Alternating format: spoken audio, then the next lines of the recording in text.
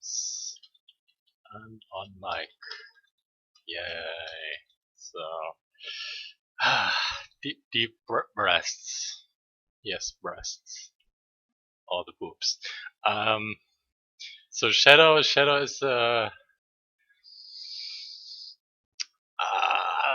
let me just do a weird stupid diagram, and this is like I don't really understand shadows, right? So my way of analyzing this is probably very different, and usually it is very safe to use reference.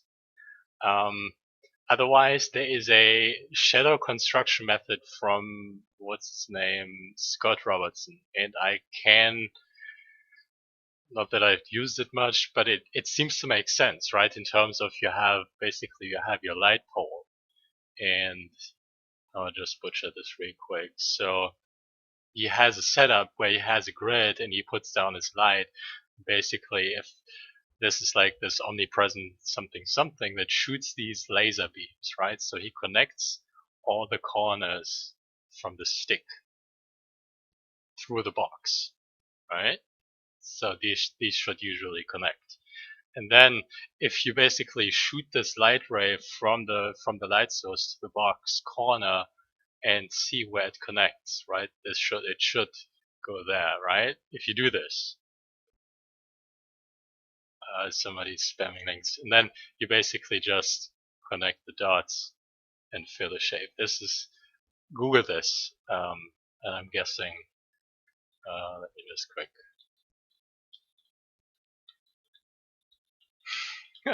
Just making sure he's listening. So Scott Robertson, he has a very good method to like kind of predict where it comes from. Okay, let me quickly check your link, or whatever it was.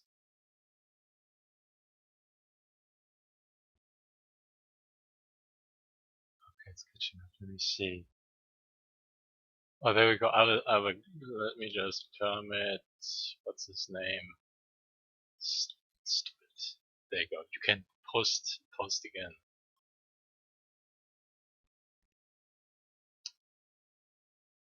Excellent, excellent. The thing is like it's the difficulty, right? Let's say you have one object and it's casting shadow on the ground plane. This is like where things get blurry for me because I can't really say where is the ball in terms of in relation to the ground plane, right? If light comes from the top, logically the shadow would fall below, right? And only if the ball is actually above my plane, which I can't really see, the shadow would fall on the box, right? So there is the assumption that actually there is a ground plane straight up below the ball, and then there is another one, and depending on where I draw the shadow, there is the ball, right?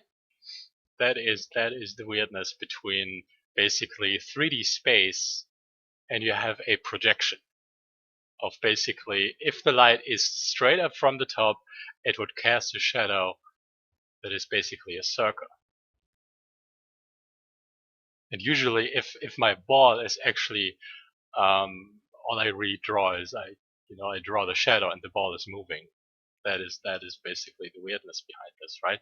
I'm not changing anything, so all I really draw, all I really move is the shadow. But what is happening? The ball or the light source is moving.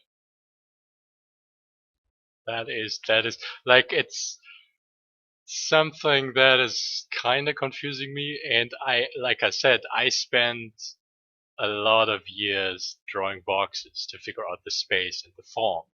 Because when you have your basically your complex geometry, like, and I'm talking complex, right? This is my ground plane. Let's say I have some weird kind of snail, slug, dragon, something architecture. And it looks completely weird, and I can't really see how this thing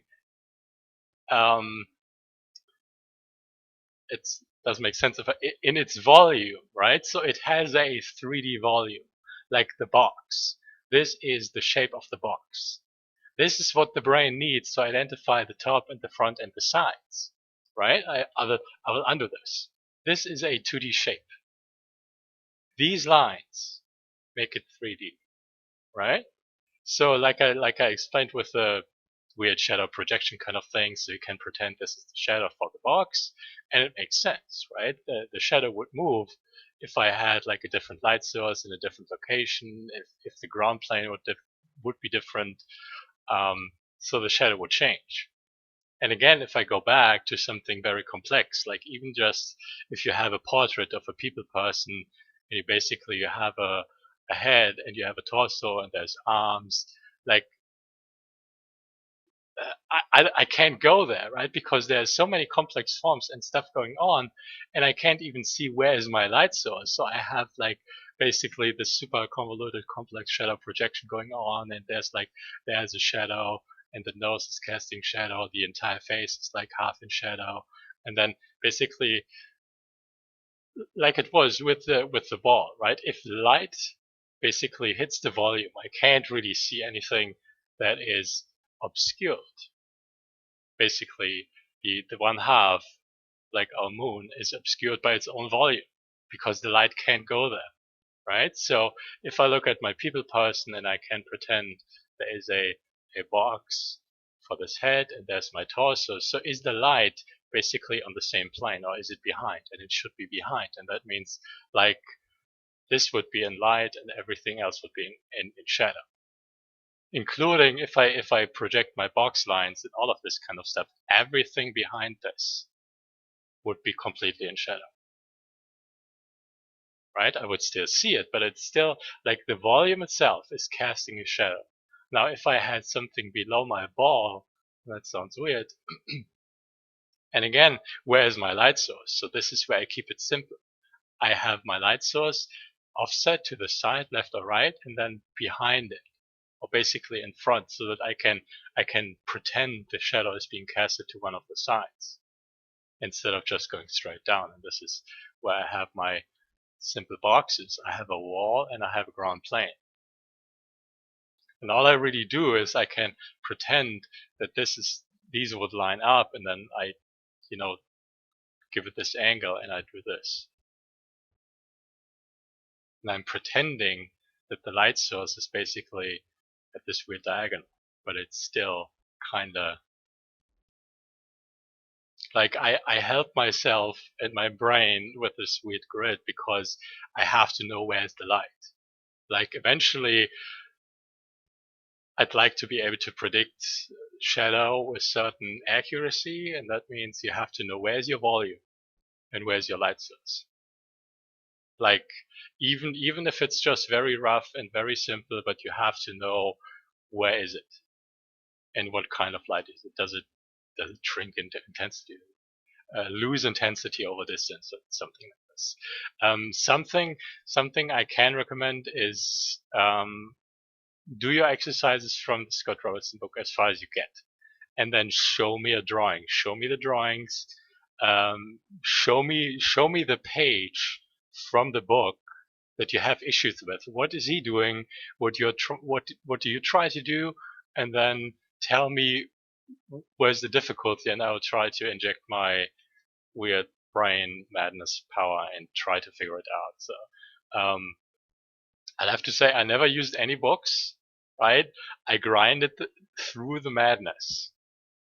And still, it's like a shadow construction.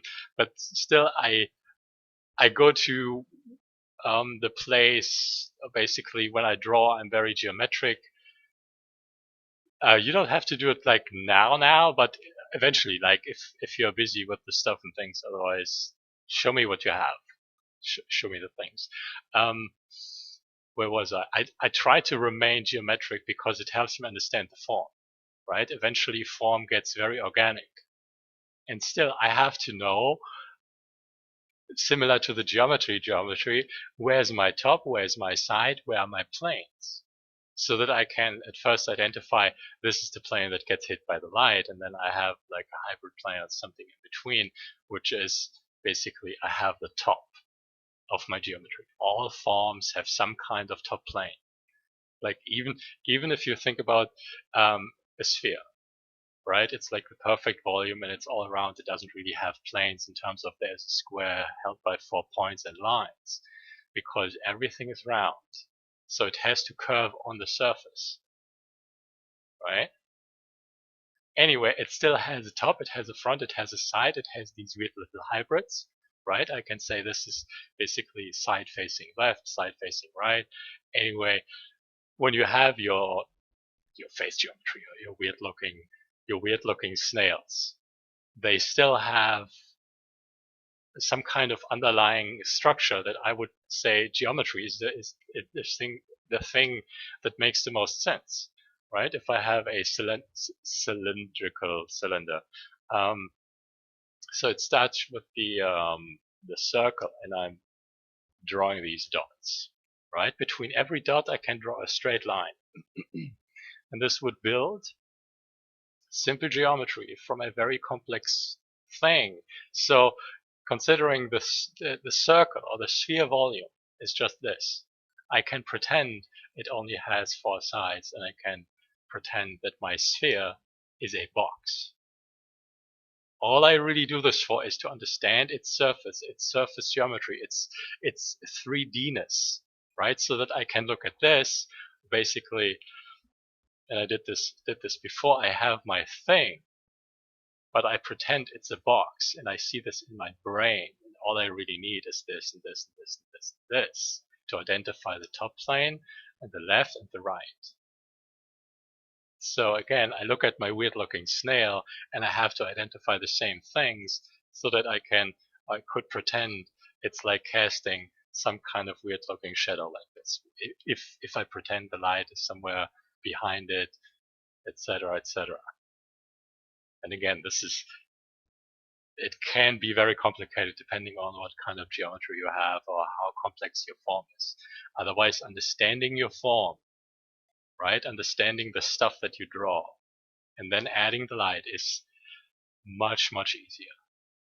Otherwise, you basically, and this is like, depending on how you think, right, how you try to understand the task you're doing, right? And my brain goes completely nuts because I have a 3D space projected on a 2D surface, right? So I have to understand a 3D projection of a space that is on my 2D surface, where there is a volume, and then there is somewhere in the space is a light source, and I have to basically understand how the light source is casting a shadow off the ball, right?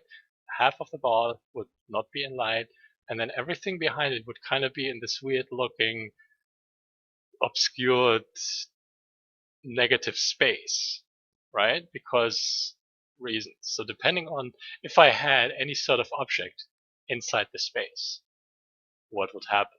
And again, I'm trying to like basically put myself as the light source, and I'm looking at the ball just like the light source, and I'm trying to project this circle on top of this surface from this angle, right? Inside a 3D space projection kind of thing, so that I have a thing that I want to draw, but I want to draw it in such a way that it doesn't look two-dimensional when I put it on paper, right? Like this is like the fundamental kind of key thing where I need the 3 dimensions, right? I need this. So anyway, it can get very complicated and complex, and all I really um, the only way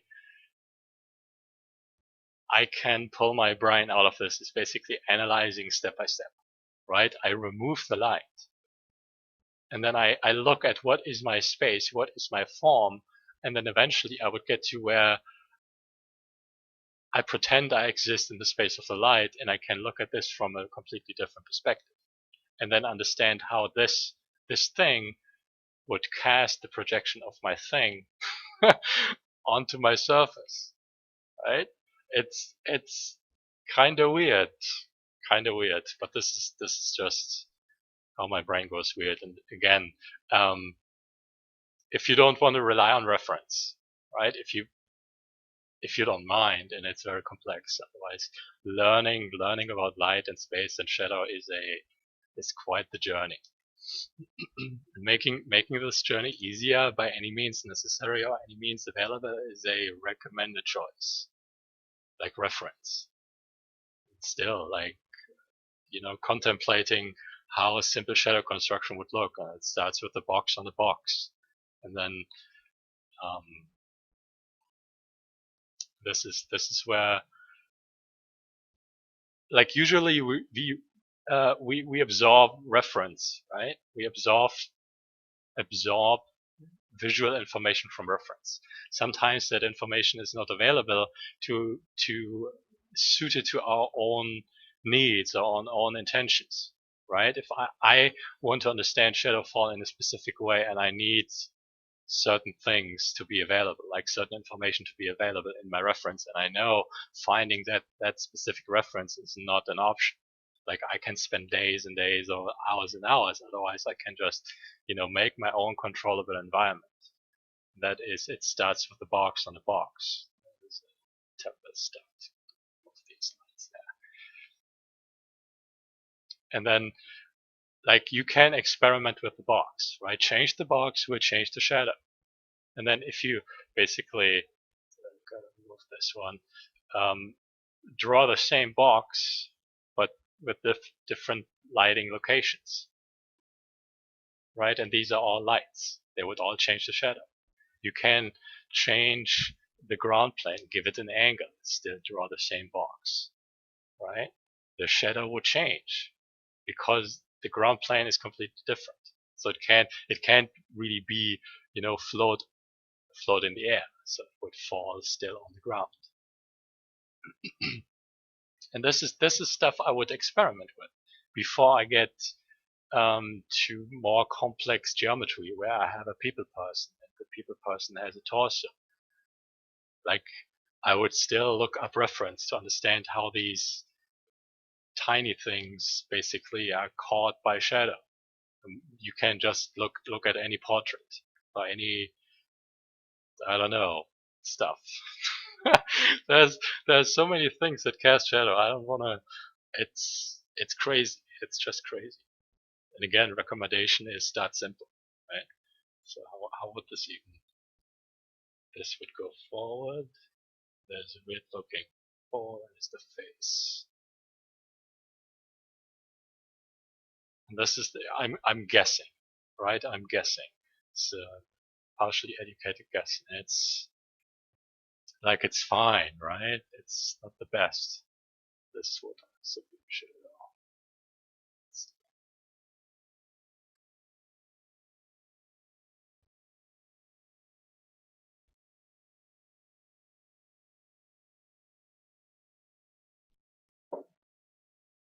Any questions? So recommendation for exercises: stick with your boxes. Keep shadows simple. Simple, simple, simple. There would be, I'm hoping you're listening, Sullivan. There would be a couple of things that I would recommend first before you get into shadow, because it's very complex, very difficult. It's gonna be frustrating. It's gonna be consuming so much time, which could be utilized in a more effective and efficient way. But this is like, if I look at the skill progression and the step-by-step kind of things, shadow is, let's say you have all these weird looking steps, and maybe you're at this point, right? And shadow would be there, and you're jumping ahead, which is fine, but be aware. Be aware that you're getting into very, very complex stuff that can be made a lot easier by looking at what is actually happening when shadow comes into play. And that means ground plane, box. This box is your general volume. The volume can be anything. It can be a car, it can be a spaceship, it can be a planet, a flower, a grass, anything, right? And then you have your light source. Understand this first before you get into this guy and understanding this, right? Or the complicated stuff. Keep shading simple, and this is basically what I had before. Keep it simple. Keep light on the top, right? If I draw a face, and this is I draw a shadow down below the nose, and then I still give it an angle at the neck, and that means the light is coming from the side for the neck, but it's coming from the top for the nose, which is wrong. But I don't like. There is a huge gap, right? And even for my skill level, wherever this may be, you're bound to make mistakes, right? You have a sweet spot. This is where you want to be. And as much as we want to be there, like right now, any time we want to be there, right? We don't want to make mistakes, but we have to make mistakes to understand how to do it. This is the weird part. We make the mistake, we learn from this, we remember how to not repeat this, right? And when this is all wrong, and this is the sweet spot where you want to be, you make the mistake so many times, you remember, and you remember how to not repeat the mistakes. You will eventually eliminate and marginalize, how do you say this? Like you will squeeze this squeeze spot, the sweet spot, into a very narrow corner where you know how to do it this way, how to do it correct, without without the mistakes. And this is learning, this is practice. At least practice how it should be, right? And this thing, basically being pro level skilled or being good with shadow, just drawing boxes, these are all goals, right? A shading, character, concept art, right? There are so many fundamental pieces in these stepping stones, right? Until you eventually get to where you want to be. And again, we end up at this point where you either make the mistake and not learn from it because reasons, or you absorb. This is to put it bluntly, like sometimes we draw shit, right? We draw crap and we're not happy, right? And the only way where I remember the mistake, I have to eat it. I have to eat the shit. So that I really get the flavor for how it feels. So that I remember. And this is a forceful remembering, right? And there is a kind of conditioning in the brain how we can help ourselves to remember. And usually we don't want to look at the mistakes and the shit and the bad stuff that we draw. But there is no other way to basically understand anything and learn from our mistakes if we are not willing basically to look very hard and for a very long time. And it's like you have this fluffy little hamster and it's so cozy, or like a little bunny and it's so fluffy and you want to rub it in your face because it feels so good. But in this case, you have this piece which is basically like your mistake and it's like shit and you'd rather forget it, but you have to rub it in your face to understand how to not repeat it, to produce this, right? Like whatever it might be. And this is, again, it's to some degree I'm ruthless, right? Because there's no reason for me to sugarcoat when I know I make a mistake and I know it's not where I want to be. So I have to, analyze it to remember and then figure out how to not repeat things. And again, step by step. Overloading yourself or basically jumping ahead too far is a given, right? We all do it because it's easy. The mind is far ahead and it wants more. And even I know this from first-hand experience when my brain is like, it wants to do stuff that is so complex, and I know I can if I just practice what I have to practice, but my mind is like, no, like I don't care, right? It's just zooming completely like a fighter jet on Mach 5 something. Any questions? Am I still making sense on the logic?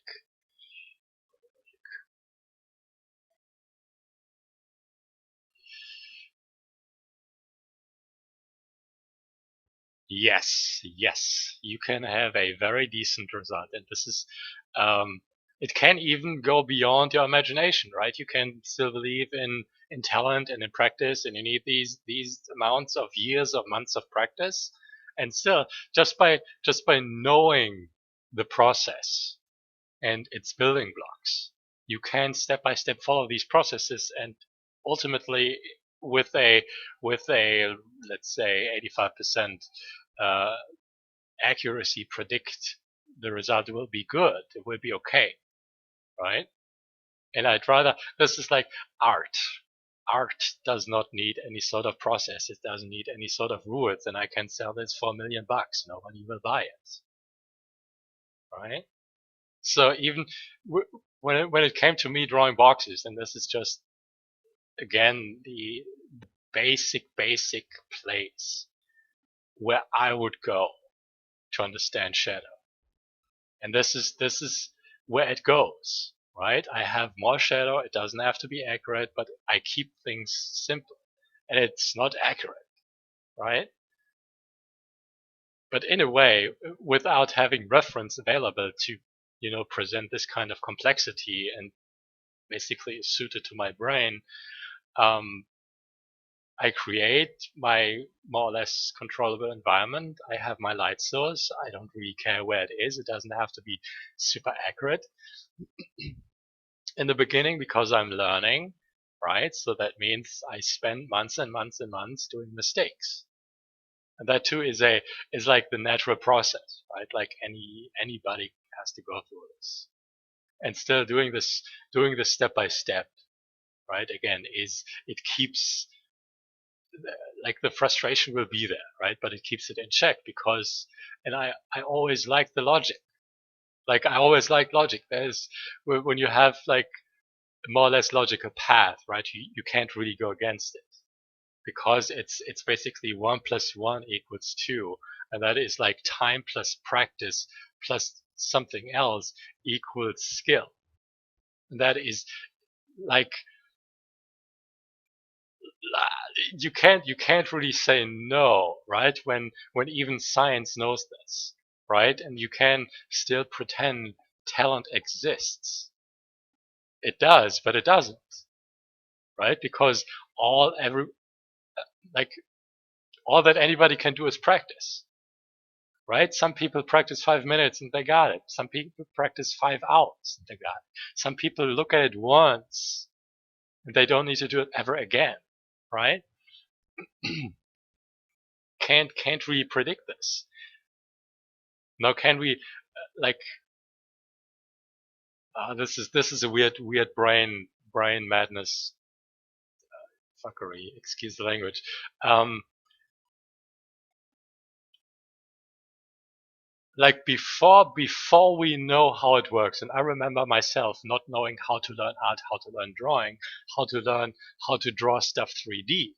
Right, there was a time where I didn't know this, um, and it was basically impossible to predict, to come up with some kind of exercise that you can do to guarantee success, like drawing boxes in perspective. How do I figure out how to learn this by myself on my own? This is like the mind can't really like measure this because it has no idea how it works, and then believing in talent is the kind of easier choice because it's like God did it, or there's science will eventually find out the evidence.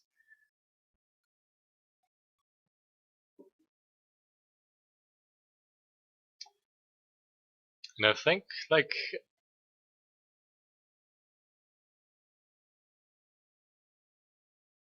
I'm trying to tear my brain apart. There is a something that happens in the brain or in ourselves where we go from not knowing how it can be learned, how it can be understood, to where we have an idea of how we can actually proceed, right? And this is basically the miracle where, like, you can't say how it happens, right? on the one side it can be complete madness, on the other side it can be genius, because you can eventually really know how it can be understood and how it can be learned without the book, without the reference. And even that, it can, like, no one can really tell you if this is the way until you spend enough time and figure out this is the way. And that too is the mind doesn't like this, right? If the mind is told to do something and it wants to get to the goal, right? Wants to get to the goal over time and energy, right? But to get there, it wants to have a 1 + 1 = getting there logic, right? If I tell you to find a treasure without a map, I tell you, I mean, there are treasures around the planet, right? Deep under the ocean or hidden in some kind of caves. And I will tell you, go there, find it for me. It's impossible. Like, there is a mathematical chance, right? There is a very tiny mathematical chance you will find it, but it's impossible. The mind does not like this. The mind is like, nah,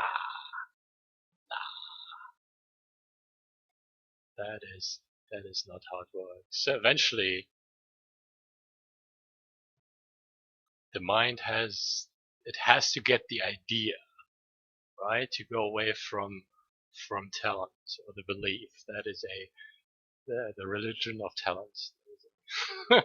It's a weird way of looking at things. Am I still making sense?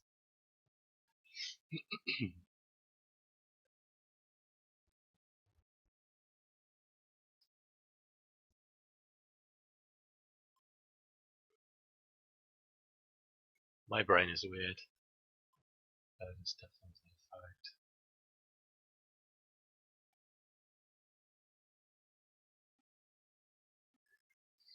Any questions? Otherwise, it's still logical, right? It's still logical. If we want to learn something, we'd rather like a predictable outcome.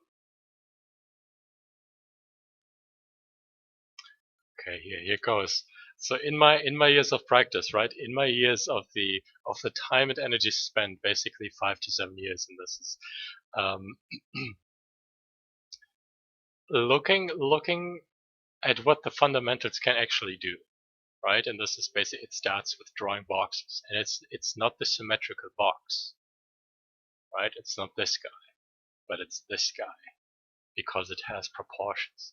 And proportions can always run on your golden ratio, or on any sort of aesthetic rules that blah blah blah and yada yada yada. You can measure this, right? But it's about the aesthetic appeal. Otherwise, boxes and fundamentals, they can do a whole lot if there's the crunchy part, if enough time is spent and energy is converted into understanding. No, just send it. Send it whenever you have something. If you have questions, just put it in Discord whenever. I'm not always on Discord, so if I don't want to be on Discord, if I don't want to, work or draw for a day, I will not be on Discord, so it's okay. And I don't always have my Discord open, so I'm not disturbed, so it's fine. Spam away. Spam away whenever you have something.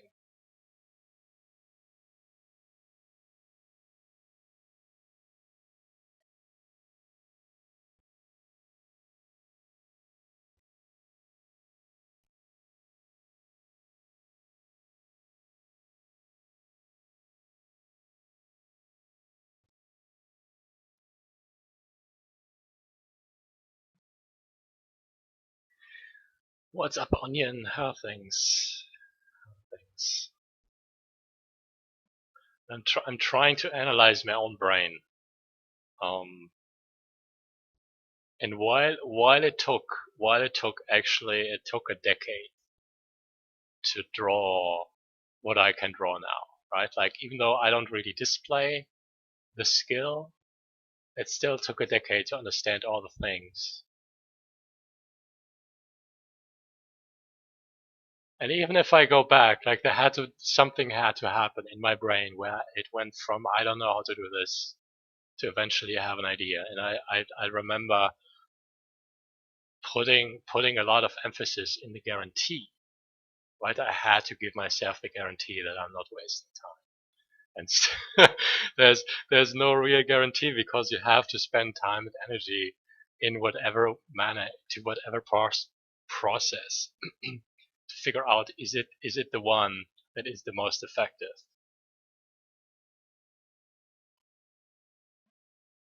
Yes, you had out. I hope things helped. Let me see.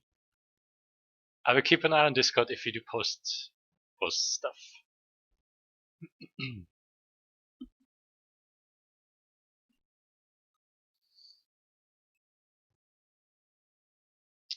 My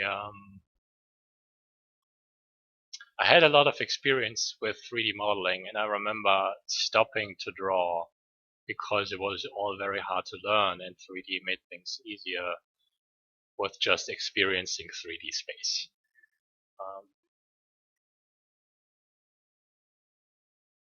Like it's so weird. It's so weird trying to figure out how one's own brain try to do things.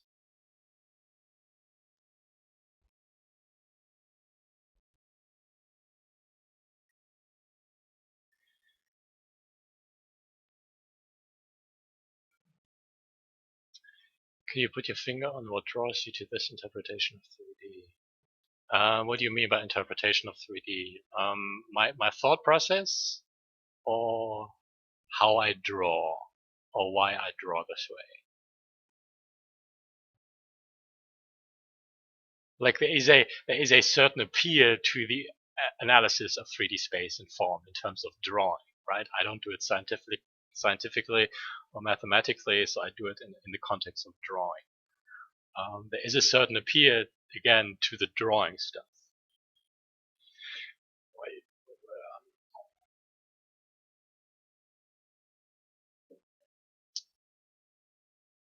what is like in general, and we all have this. We all have this. Why is there a certain appeal to things in perspective? Why is there is a certain kind of aesthetic or something? We all have this weird device telling us right now this is like it looks interesting, right? Why does it look interesting? It's like it's not just boxes, right? But it's boxes in space, and I have this weird 3D sensory perception. Like my brain loves this because I can see space and I can get a sense for space where none exists. Right? In a way, many humans have this kind of how do you say this sensory impression. There is a certain appeal to seeing space or form when it doesn't really exist. It is the illusion,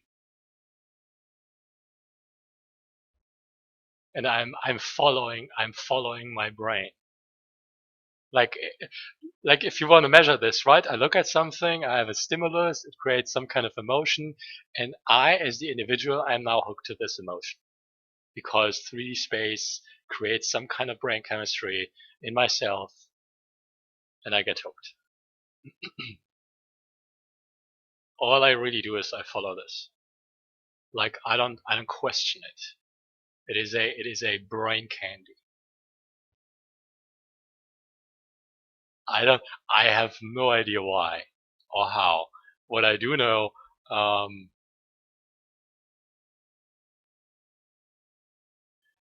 um, like a kind of visual talent was always mine. I have no idea where and how it came from. May it even be remembering movies by just seeing one image.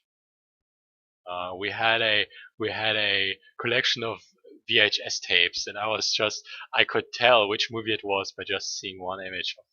You put in the cassette and you press play, and I immediately knew what it was. Space and perspective.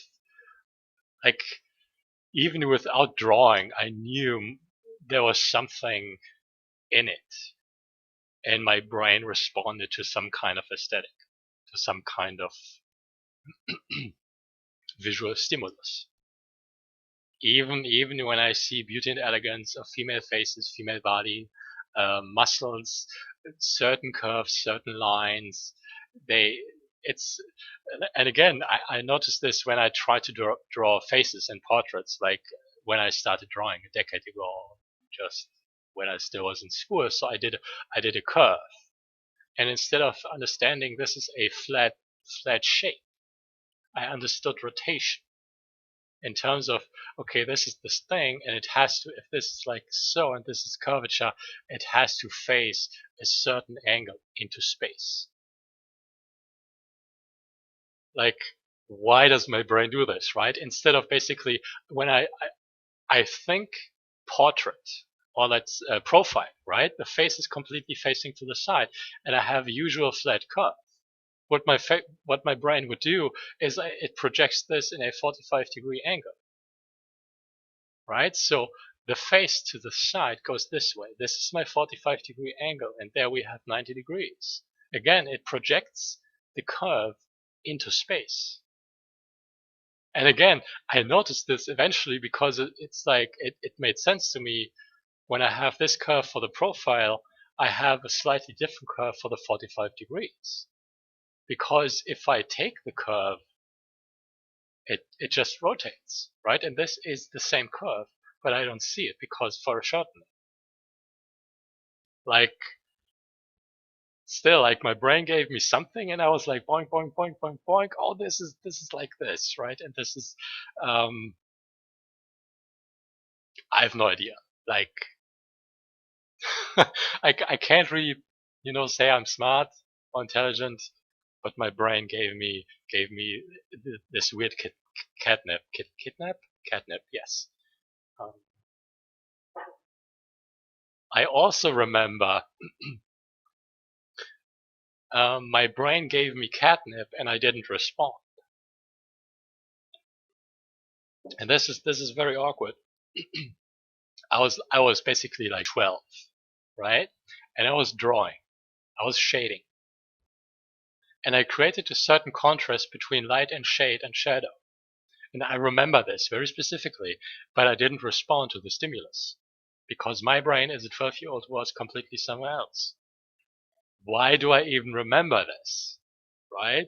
When I didn't, like, intuitively, there is a choice to respond to your, I don't know, intuition, intuitive, whatever.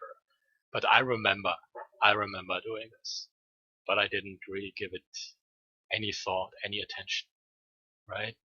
And now, like, after all this stuff, I've learned to be very mindful of these weird looking catnip lips from my intuition. May it be madness, may it be genius. That is for me to find out. But eventually, this is where, like, on the road through time and space, this is where you are with the learning of stuff, right? And eventually, your brain gives you the idea, try this or try that, right? You have to still spend time and energy to find out, is this the one? And you have to go back, right, to still continue to where you want to be. Otherwise, if this is the one, you can eventually get back on the road much quicker and don't have to go back, right? But nobody can tell you if this is your madness or this is your genius or anything else. Like, you have to spend time and energy regardless to just figure out, is this the way? Is this the way to learn stuff, things? Oh God, yeah, my madness comes back between the lines and the boxes, and my logic was I had books were available, but I ignored them. What I saw people do was basically draw fantastic things in perspective, freehand, right? Like, even the 16-year-old dude in the class next to mine was able to draw a chair in perspective, like, no grids, no vanishing points, no nothing. And I'm like, I want to do this. I can do this because my intuition doesn't lie, right? So that was my madness telling me something. I can do something where I had no idea how it actually works. But looking at how books treat what they were doing freehand and freestyle and super awesome, it was it was completely impossible. I was frustrated. Like it was I hated it. I hated it completely. Completely. I didn't want it, you know? But that was like it was so incompatible with my brain.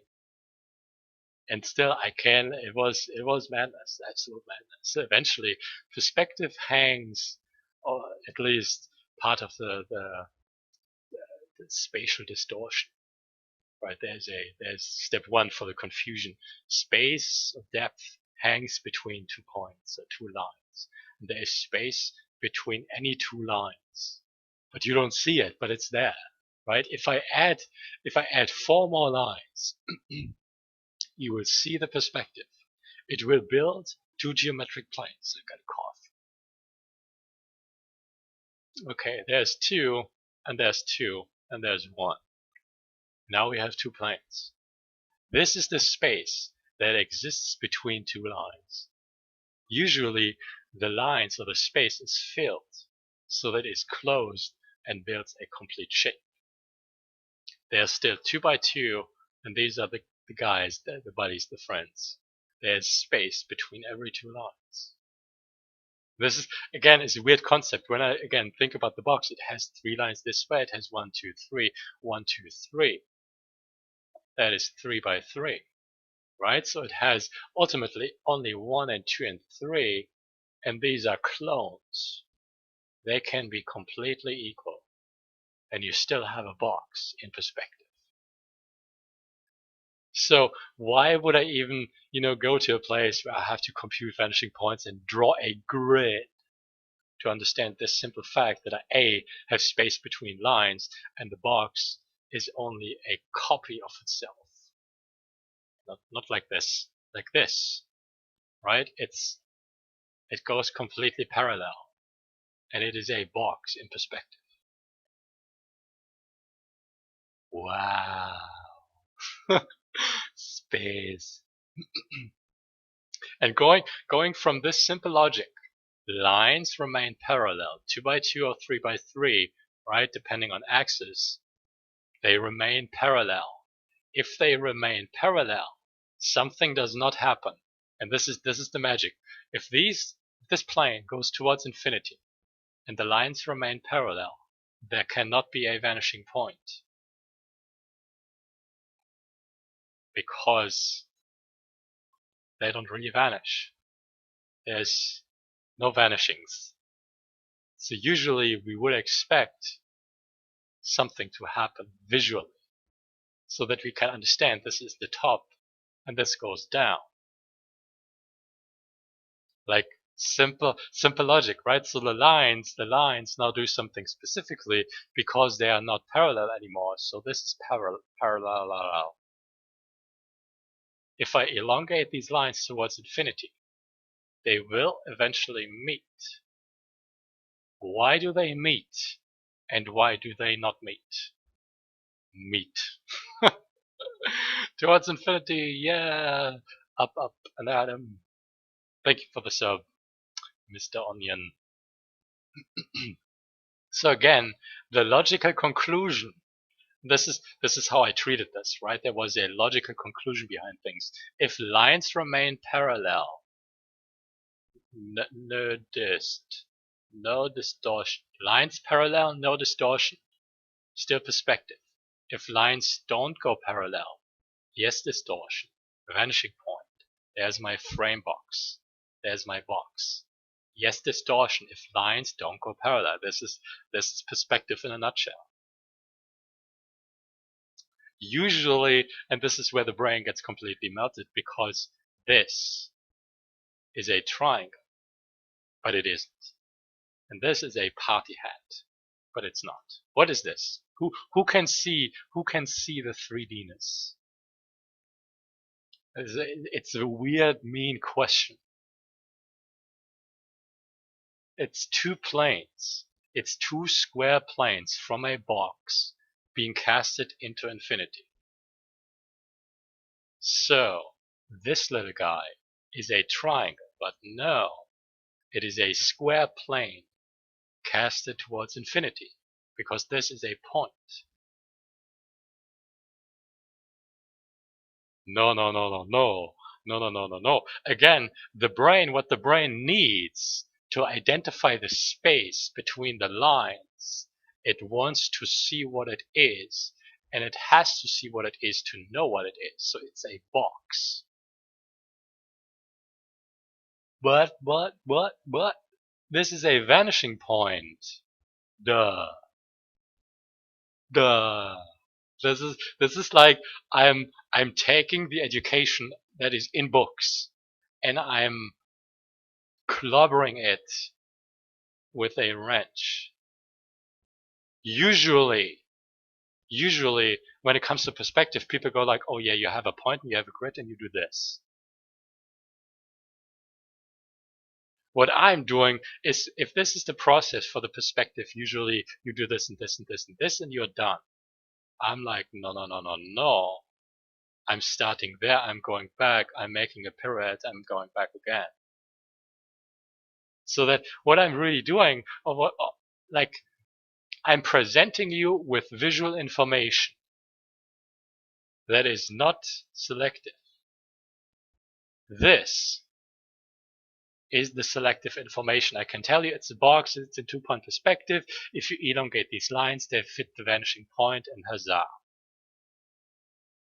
If I do this, it's still the same triangle. And now everybody gets confused if I do this and the information is not selected.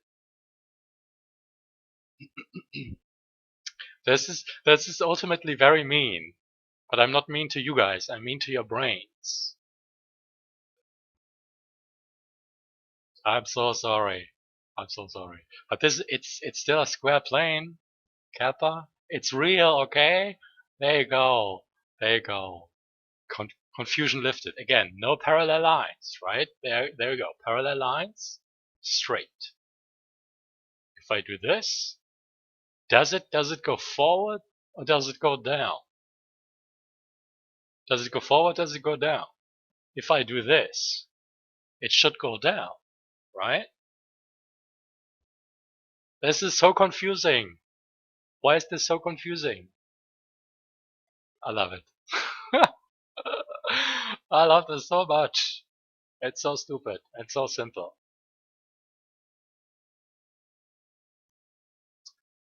Oh, my cell phone is beeping. There's my reminder.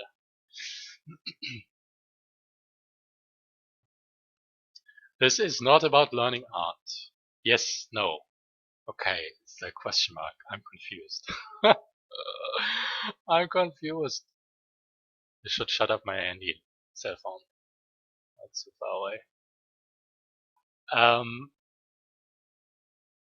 the first step with learning how to art is figuring out what art you want to make. Find out what art you want to make. Very, very, very important. Yes, Onion had it. I'm so confused. I'm going to quickly shut up my cell phone. Be right back.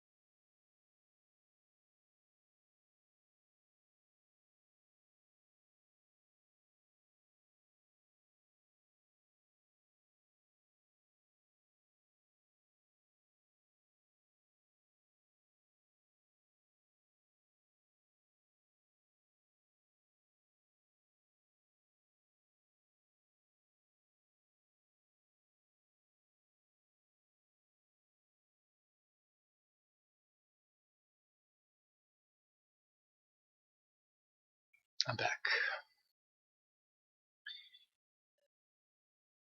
Nilfe, how are you doing? I love the confusion. Welcome to the confusion and madness.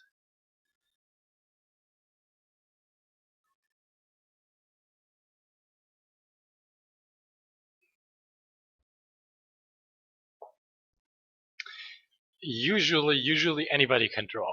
Anybody can draw anything. It doesn't. It may not look the way you want it to look, but usually anybody can draw. Even babies. Babies can draw. So can you. You're better than a baby. I'm pretty sure. The thing is, use reference. You can't. We can't. Nobody can draw things they haven't seen before. Reference is basically how it starts. Figuring out what artworks you want to make is also how it starts. And fundamentals are always fundamental. Otherwise, art has like depending on what artworks you want to make, you have different sets of fundamentals that make sense and you want to learn. So not everybody that gets into art has to learn about figure drawing, body language, anatomy, and that kind of stuff. Whereas I made an arts. I think. Oh yeah, I removed my arts.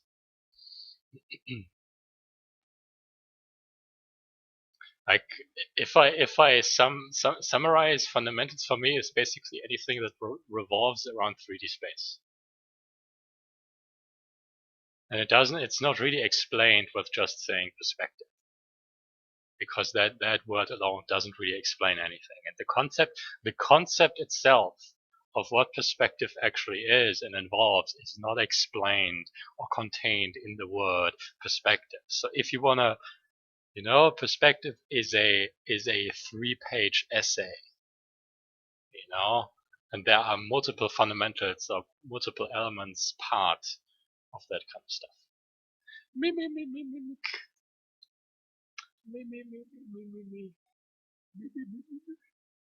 How are things? I should draw some stuff. What's up, penguin? Me. How are you doing, Mimic? How are things? Yeah, it was accident. Not really. Yeah, calculated.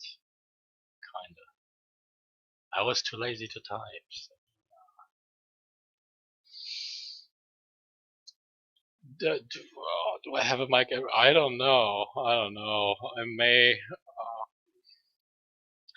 I thought about being on mic more often, yes, and I may just combine it with some kind of sell out, cough.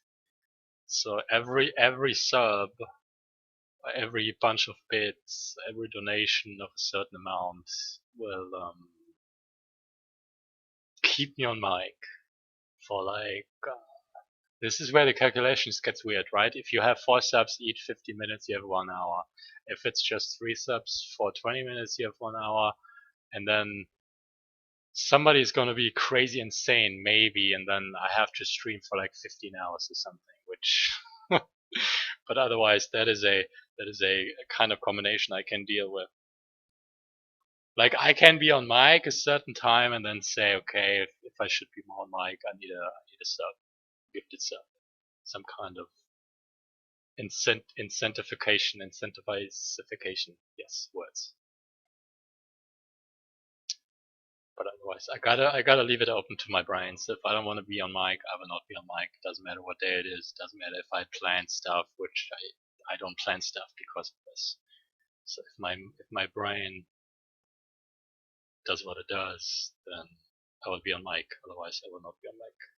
How do you approach drawing shapes like? Oh, this is the funny question.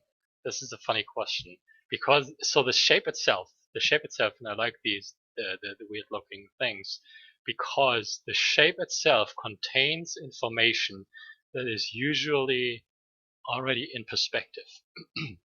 So here's the weirdness, right? If this is a shape in perspective, square shape, and I can pretend there's a vanishing point and the volume goes down, right? So it's a box. It's basically a box in perspective, and this line is basically this line, so I'm drawing the box from a different angle to show. what usually happens, now watch. It's the same shape, right? So I'm pulling it into a different perspective, or basically I use the shape information to draw a different volume. Something like ridge on a nose. From which angle? From which angle?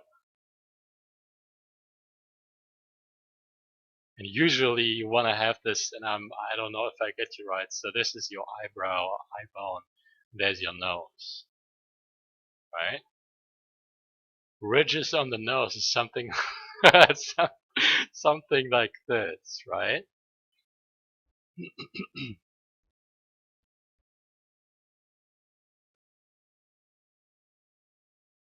Yep, it's the same shape. Like front view, you can still see the planes of the nose. Where does the nose have this kind of shape, though?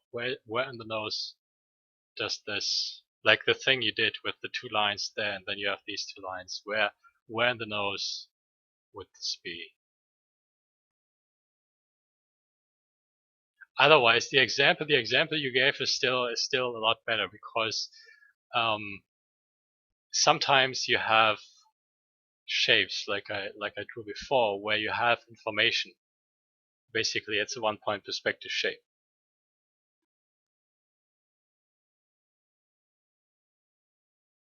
When I draw, let's say I try to draw the trapezius, I draw the box, and then I extend these two, and I draw the triangle left and right. This is how my brain starts. Shut up, shut up, shut up, yo, shut up, shut up. It's true. If I talk, you all understand much. That is true. Stupid logic. I hate logic. What am I saying? Stupid. Can I ban you? You're giving people ideas. It's like you can't defend yourself against the peasants with the pitchforks anymore. Shit. Make me. Yeah. Brains. But overall, this is when you think about perspective distortion. Let's say this is our middle ground, right? So when stuff goes back, it distorts to the behind, right? If stuff goes forward, it has to go bigger, right? Let's cut this quickly. So we have one vanishing point logically. We have another one logically. Um, if the shape is already okay, this is how I analyze this. Like I got a burp and it gone. So to understand the shape that I have, I go with the square plane. This is what I have in my brain. I have these points. So this is my base, wide base, skinny top. I remember this so that I can identify the lines, right? When I have my 1-point perspective shape, I don't have a long base and a skinny top because it's not a skinny top. So it's like the terminology to identify what is going on in my brain with the process, because I'm trying to distort or put a shape in perspective that already contains information that is in perspective, which again, we have a triangle, party hat. That is a square plane in 1-point perspective.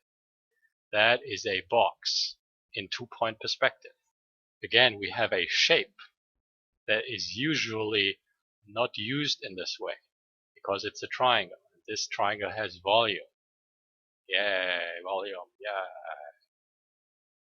there we go. So technically, it can be a pyramid. Otherwise, it can still have a square base, right there. Square. Square.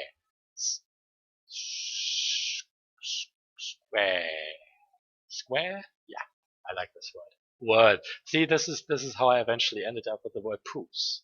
It just sounds funny. Okay, back to things. If I have these shapes in perspective, they would still basically obey the laws of the distortion. Big base, skinny top, and these are the triangles that are left over because the shape itself is skinny, skinny at the top and wide at the base, right? And it still happens in reverse, and this eventually gets very weird if you have, let's say, something like a cylinder that eventually curves or curls to a point where it's just a tip. Oh no, it's Leo. How are you doing, Leo? Oh no, I will not remind you. No, remind myself. I'm crazy. Okay. When having this kind of stuff, it's basically you still have a wide base, but it turns into a triangle.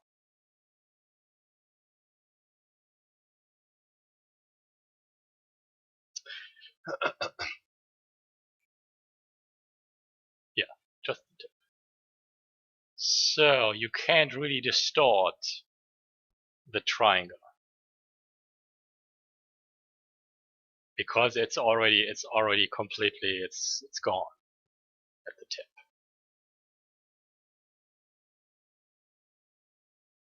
Having some kind of skinny top base and the wide base would make this easier because you can see the skinny effect. It makes no sense, but the shape itself goes skinny to one end, and I remember analyzing these kind of things specifically because usually you stay within your base, like the square base of your form.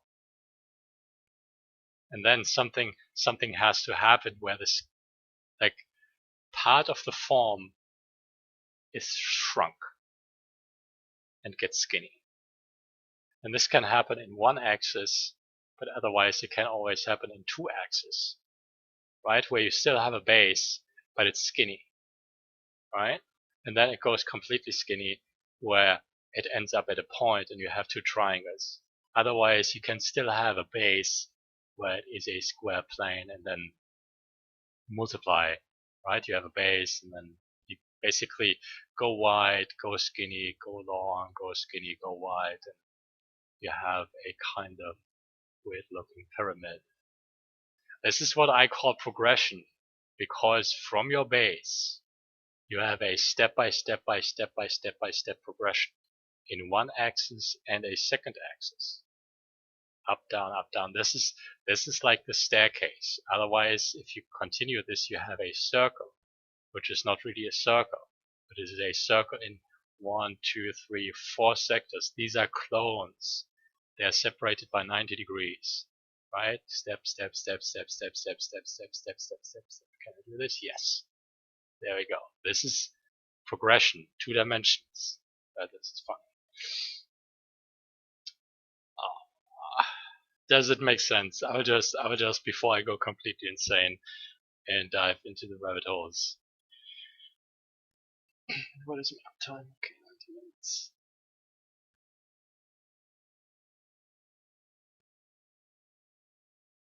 Something would still happen to forms that are very skinny at one part. And I leave it open for you to discover how it looks. Like stuff gets extremely weird. Here I can show you one thing. This I know this from I don't know, 3D modeling. When you widen the field of view completely extreme, right? Usually normal human field of view is like this, right? Like I don't care about the degrees. If you go completely wide and you then have a pointy finger or anything very long and very skinny pointing at the camera, and it should go completely skinny at one point. And this is where, like, visually and optically, the finger would warp and bend. Like seemingly it comes and then it has to warp because it's passing your visual field where you can't see it anymore. So the finger would eventually pass the camera. If we are this and we are looking this way, but our field of view is extremely big, extremely big, we can see the finger curl basically towards at us. It's completely at us. But due to basically the curvature of the camera lens, so something happens, and usually um, okay, the setup would be this, right? This is the camera, and the finger points in a very steep kind of straight angle, slightly past us. This is the point where things get weird. Because if my visual field is as extreme as I can pretend, the finger would curl towards me. This is what I would see, right? Where am I? I would see the normal part of the finger, or the tube, or the cylinder, like coming straight at me. And something has to happen between where the finger would deform, and this is the distortion part, would basically curl and continue towards infinity. This is something we can't even observe, and it's very fascinating. Look up 360-degree cameras. Go in between. Look up the fisheye, and look at what happens to the geometry in between. Even if you have a camera and there is a people person staring at the camera, and look at what happens to the distortion, or the nose, or the eyes, or the entire image, because it won't be something like this, like normal. It should warp, right? And basically anything in between that still has volume, like the nose is standing away, or the lips, they would also still deform. This is where it gets really, really, really weird. Let's pretend this is a face, right? And we have a camera, right? And the camera is technically stationed in this location and looking at this face. We are the camera. So the camera's visual field is basically, the focus is forward. The how do you say this, peripheral vision is going to the side. There is a limit of degrees. So what would happen if there is a cylindrical nose extending from this face basically this way? Otherwise the nose should be straight, so it goes this way, right? It doesn't go to the side of the face, but it goes forward. So these points, they are still lined up with the ground plane. How would this look?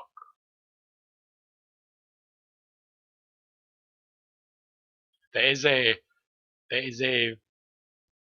very, very weird kind of optical effect. I don't know. And I observe this when I video games sometimes. The distortion in the video game world, right? Usually you have like your normal indoor buildings, so you can see the perspective. You are in a sky dome. This is you, and there is a round kind of, how do you say, the sky dome is basically the roundness where the sky texture is set up. The distortion can be observed when basically you look inside a hallway and focus on these corner points. Look down into the hallway and turn the camera 90 degrees to the wall. And look at how these angles between these 4 points change. And there is a kind of wraparound effect that happens on the top and left and right when you move the camera. It is completely awkward. It's completely awkward. I can't really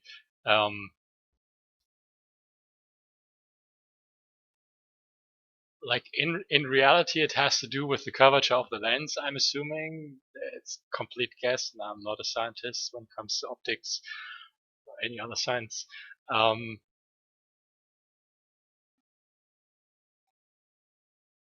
am I going?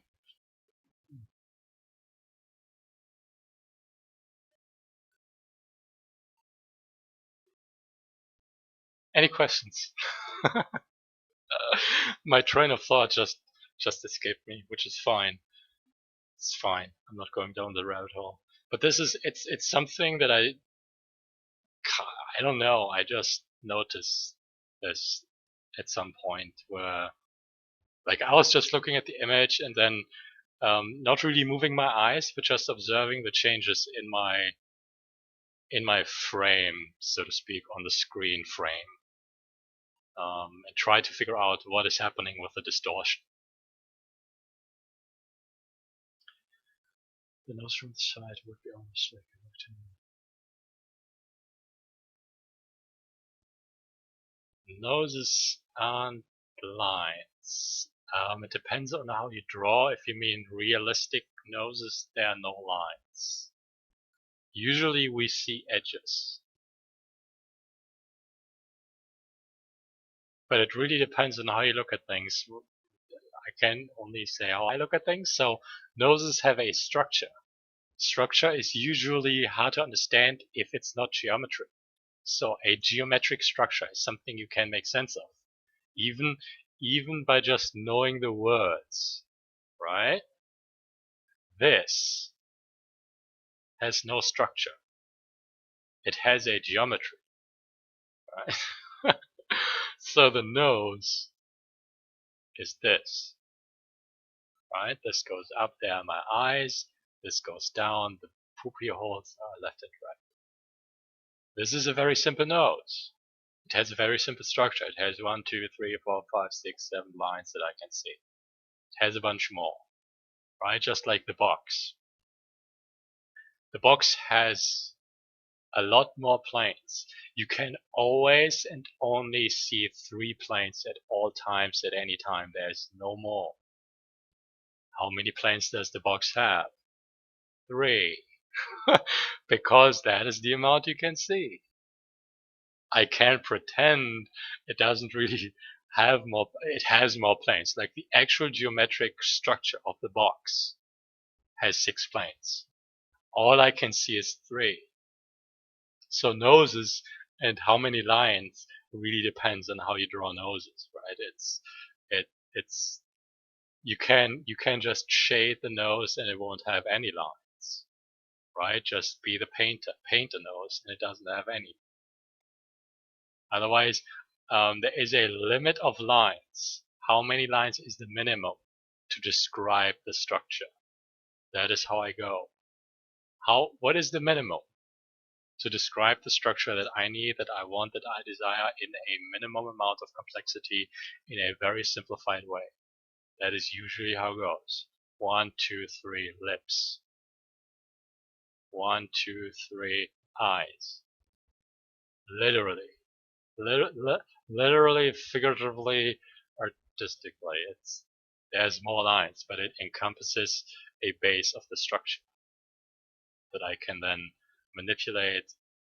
Intensify is not the word. Complexify. But it holds enough information. 1, 2, 3.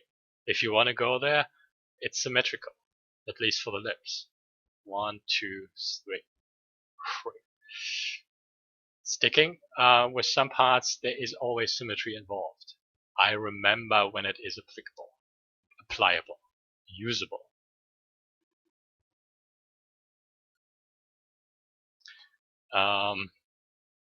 We are going places for the face, right? Usually it's a bunch more. There's a dome. 1, 2, 3 symmetry. 2, 1. This one is extra. Between 1 and extra is the ear, right? The dome is also extra because it's round, it's curved, and it's very weird. But again, minimum structure doesn't really hold much 3D-ness, but that is a minimum structure to draw the face from the front in my 1, 2, 3s if I want to. 1, 2, 3. Nose, 1, 2. There's a triangle for the shadow. Usually you have the weird nose holes. Being with the nose, it can be, depending on your style or how you want to draw, be very careful with structure. This is what comes out of my pencil, right? The structure of the face is very smooth and gentle and elegant, and it doesn't really have much corners, right? It has curves and smooth transitions. It doesn't have zigzags. So when I do this, it builds a very hard structure. But again, 1, 2, 1, symmetry, there's 2 more. I can simplify the structure in simple planes. Literally, there is a complete side. Usually, there's more. This is again where you gotta look and observe your structure very carefully to really figure out how many lines do you need. I remember spending time on just winging it and figuring out how many lines do I actually need to basically 1, 2, there's one, there's another one, there's the chin, there's ears, there's this guy, this guy, this guy, done. Right? It's so weird. Otherwise, for the neck, right? There's this guy, this guy, this guy, this guy, and there's basically the symmetry. These guys are the same. But I have to know if this is like part using reference and just observing, figuring out what do you want to draw, right? Look at a people person face. There's specific information that I want to absorb for the face, for the nose, for the neck, right? And the simple approach is basically, I know its geometry, I know it has a front, it has a top. There's my side, there's my front, there's my top, there's my front. This is a neck. Behold. Faces have a side. This is where things get complicated because I have a basically geometric structure that is then curved. What I can do is basically fake the plane and say there's one, otherwise there's multiple to show the roundness. Otherwise, it can all be one plane, but there's more stuff going on in the face. So this basically goes long, this curves back, there's the lips, there's the nose, this goes back, and there's a very weird looking bump on the nose. This is all detail that still the structure has to encapsulate, encompass, and show that the nose is actually standing away just like the lips and the chin. The chin looks weird. Yep.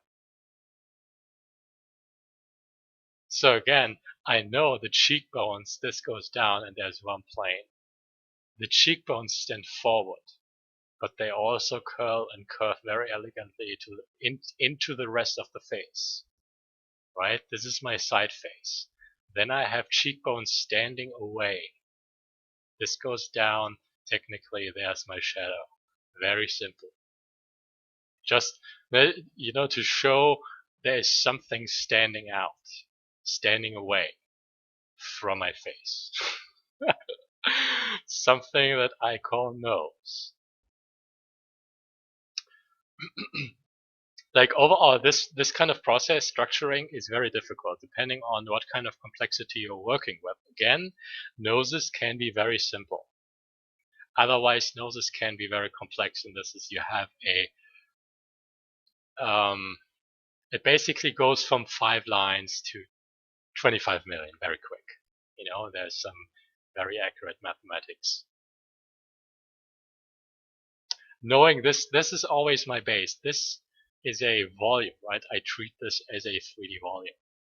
And I keep this in mind when I work my bunch of lines so that I figure out what angles these are, how do I effectively draw not just the shape for my nose wing, but actually give this its appropriate geometric structure. And this is where my madness begins. I have to have this geometric structure. More or less, because this kind of stuff helps me identify the 3D space and the volume. And volume, if you look at this weird looking stuff and things, it is a 3D volume. Then again, drawing a structure on top of this volume, that is a completely different skill. But this is the skill where basically you go from 2D shapes to 3D form.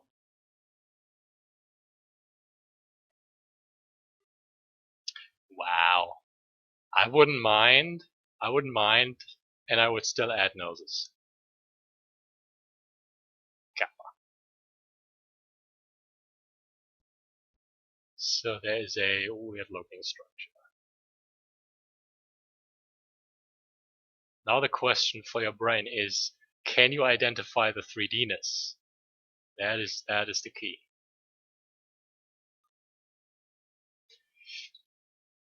You're doing fine, chat. How are you doing, chat? Oh, I got a burp.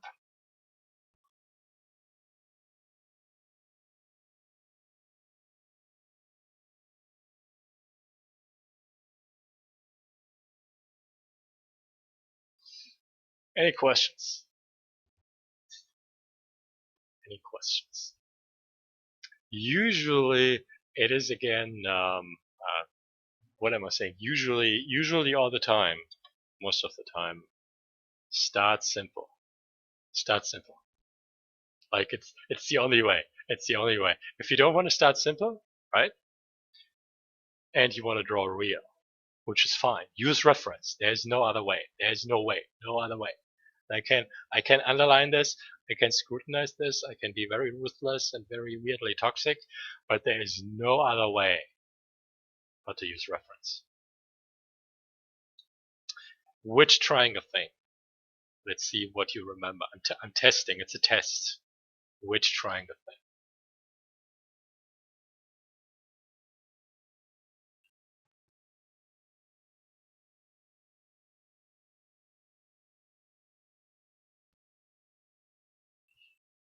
Knowing the structure, I know Leo is a very hard nut. Leo does not use reference. I don't use reference if I don't have to. So like literally extracting knowledge from yourself or from your own brain is a very appealing thing. Eventually, you have to take in information to refine information. That it begins with me knowing the lines that I have to apply to these lips to make them more real, or make them more tuned, or make them more anime. I like anime, by the way. I'm not a weeb, but it is a very interesting science. Back to the triangle thing. Which one?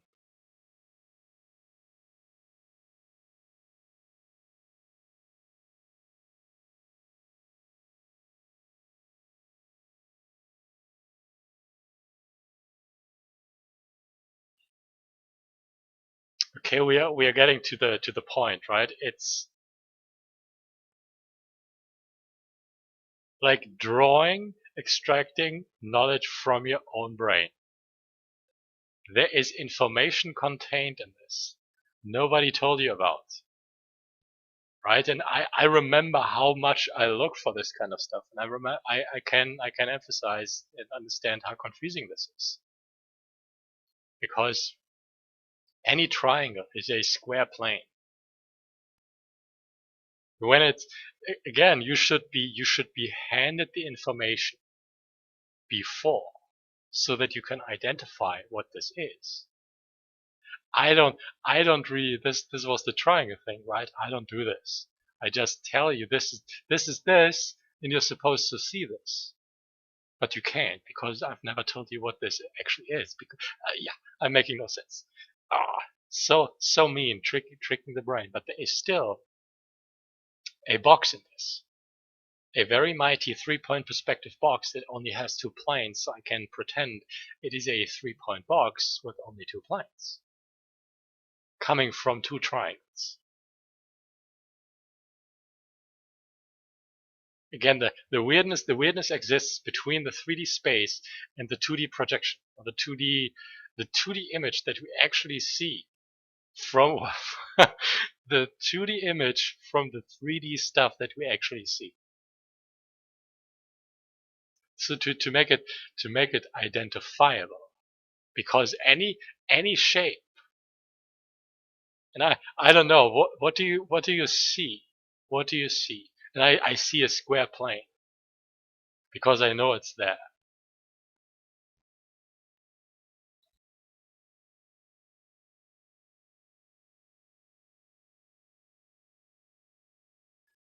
and I look for information to tell my brain how this is 3D. Even even like they're all 3D. But why? My brain, help. Okay, let's say this is how it started, right? I was drawing a box. This is my default box. The first box that comes to mind is this. It leads to my right side. This is the front, this is the top, this is the side. Between this angle and this angle, not this one. These two angles are always in perspective. They are in this perspective. So this triangle is also in this perspective because it holds basically the same angle. There's the box. And there's my pyramid triangle, weird looking wedgie ramp volume. There's a point, there's a point, there's a point, there's a point. This looks weird, but it's still a box. What the brain always wants, basically I can cut this and say there is another box. It has a triangle attached to it. Another wedge, ramp. I don't like the word. There's another one, so you can identify what is going on. Weird space. It's so weird. I see 2-point perspective. Yes. See, eventually it gets even more weird if you think about rotation. If this is up, this is like local space and global space. This is always up. If I rotate the box 90 degrees, you end up where it was, because the line is the same as it was, and you have a new up. Now contemplate you looking at a box that is rotating towards you, and understand the side planes. Basically, what you see is 4 lines. This is 1, this is 1, this is 4. Now contemplate rotation around this point in 3D space in this perspective. So I will make this easier, and I will draw the box. There's the point. Rotate around this point. Something very awkward happens to these lines and angles, at least in my brain, so that I can like stimulate the rotation is not the right it's not the right way of putting it, but so that I can look at this in my brain, right? And I'm like moving things slightly to make it look like it is actually rotating towards me. And again, we can pretend that this point would go there, this point goes there, this point goes there, this point goes there. Like in rotation, I can take a square, basically rotate like this, and the point, it's what happens, right? There's the square, 90 for 45 degrees. Like logically, it's very simple because of course we know boxes and rotation, and we see perspective all our lives. But putting the 3D-ness that we see and perceive onto a 2D surface, and then make it all logical and basically look correct. It's so weird. Again, because sometimes we have triangles, like real triangles, right? Sometimes these things exist. Normal, weird-looking shapes. Sometimes we have triangles that are not really triangles because they are in perspective. There is a vanishing point. And then again, we can take the shape that's in this, right? And completely obscure the perspective once more and pretend that the original 1-point perspective shape has now volume and is seen in a completely different perspective, exists in a completely different space. So what we have is basically the base box goes into space. And then we have the shape, in this case, goes up. And is wide at the base, skinny at the top. And both lines are slanted. Yes, it's a house. You have a normal square, you have a triangle, and technically it's a house. It's weird looking out there's a chimney. But still, it's a box. If you cut off the head, it's it's still a house, but it has a weird looking roof that is a box in 1 point perspective. So all that is changing between the normal wall plane and this one are the lines. This is line 1, this is line 2, this is line 1, this is line 2. The difference between this and this is angle. The difference between this and this is also angle. The difference between this and this is 90 degrees. And we have names for this. Vertical. We have names for this. Horizontal. Right? We have a term for a state of angle of line of something. So we can identify when it is not like what it's supposed to be. Right? When you build a house and you say this is your door, but your door frame is this. Like, you can pretend it's correct, but usually it has a weird angle. So this is stuff that is eventually confusing because we have a 3D reality. We convert this reality into a 2D shape. We have to, right? So the actual depth of basically when I have a real house, right? Between this point and this point and this point, I have space and depth. And this is something that usually needs to be visualized or kind of seen. And again, space is usually visualized. Stuff collapses. You have converging lines, vanishing points are created. When this doesn't happen, it is usually isometric. And again, we have a word for a state of perspective that has zero distortion. Isometric perspective. The logical conclusion that I make is all things, always, at all times exist in perspective. They are seen from a certain angle, from a certain point of view, from a certain point of observation. Even this house. We are the camera.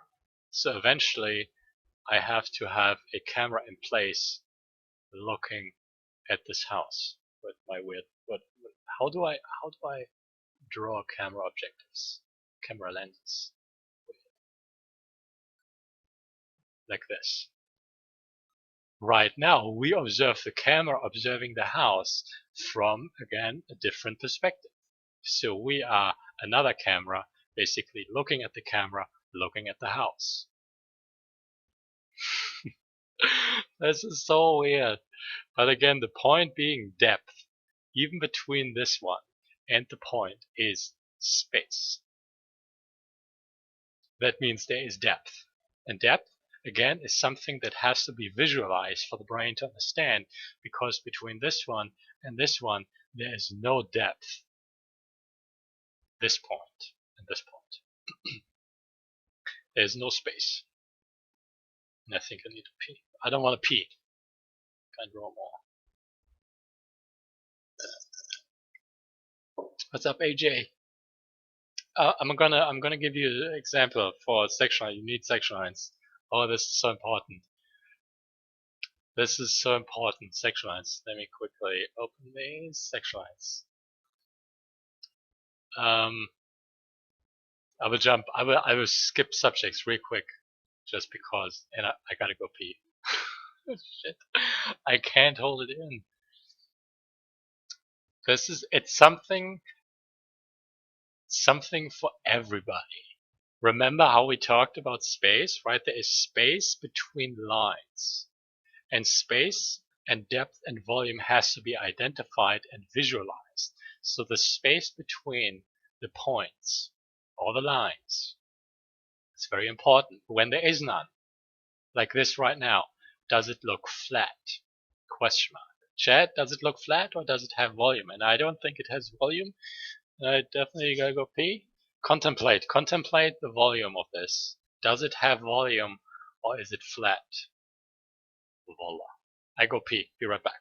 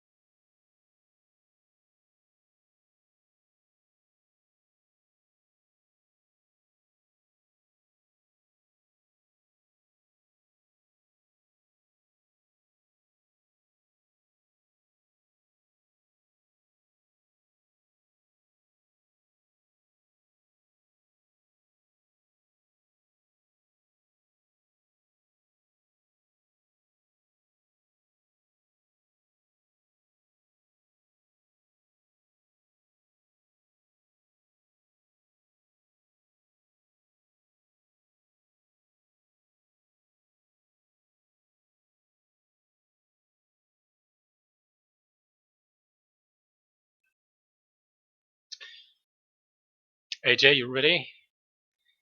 AJ, ready for the 6th round. Anybody and everybody should remember this. I don't know why my brain says even everybody should remember this, but there is a thing the brain needs, right? It's like information the brain wants, the brain needs. If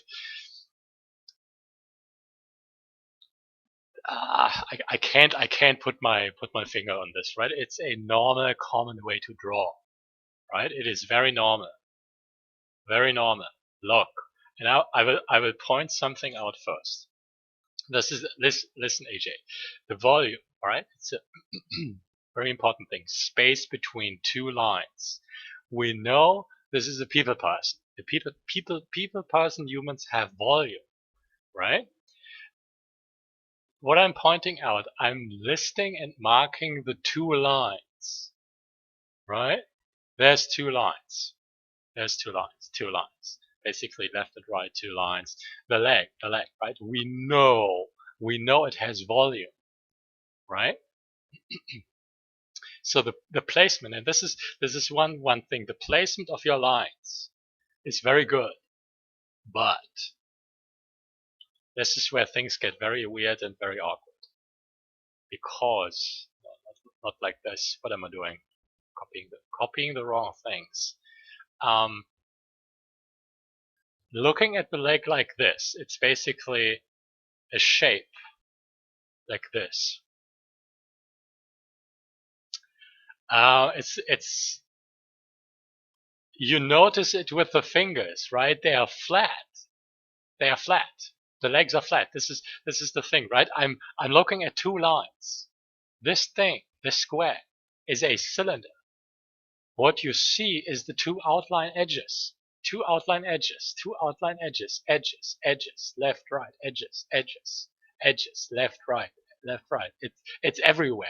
Left, right, edges, left, right. Two lines. Remember this, chat. Two lines. Now we go back. There is space between two lines. The question is, how do you make your stuff not look flat when all you draw is two lines? It is a consequence that it is flat. What we know is that it has volume. We know it's round. We know it's 3D. We know it is thick. Right? So what do I do to my two lines to give it volume or thickness or depth or space?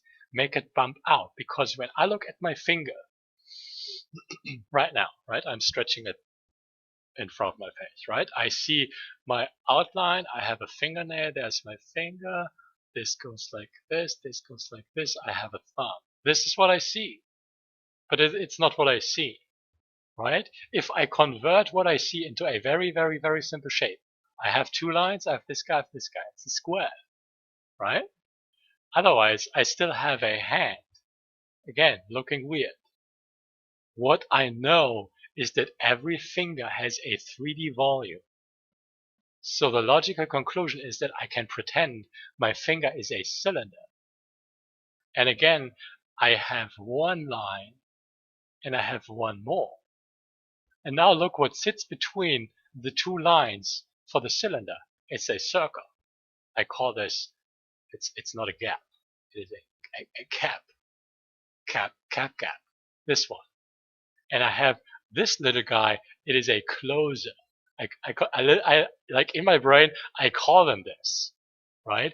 It closes the shape, or it closes the space between the lines so that it does conform with what is in front. Unfortunately, I can't see it in the back because there is volume between so that it actually goes around. And that is the point. Look at this weird looking ring. It comes from the back.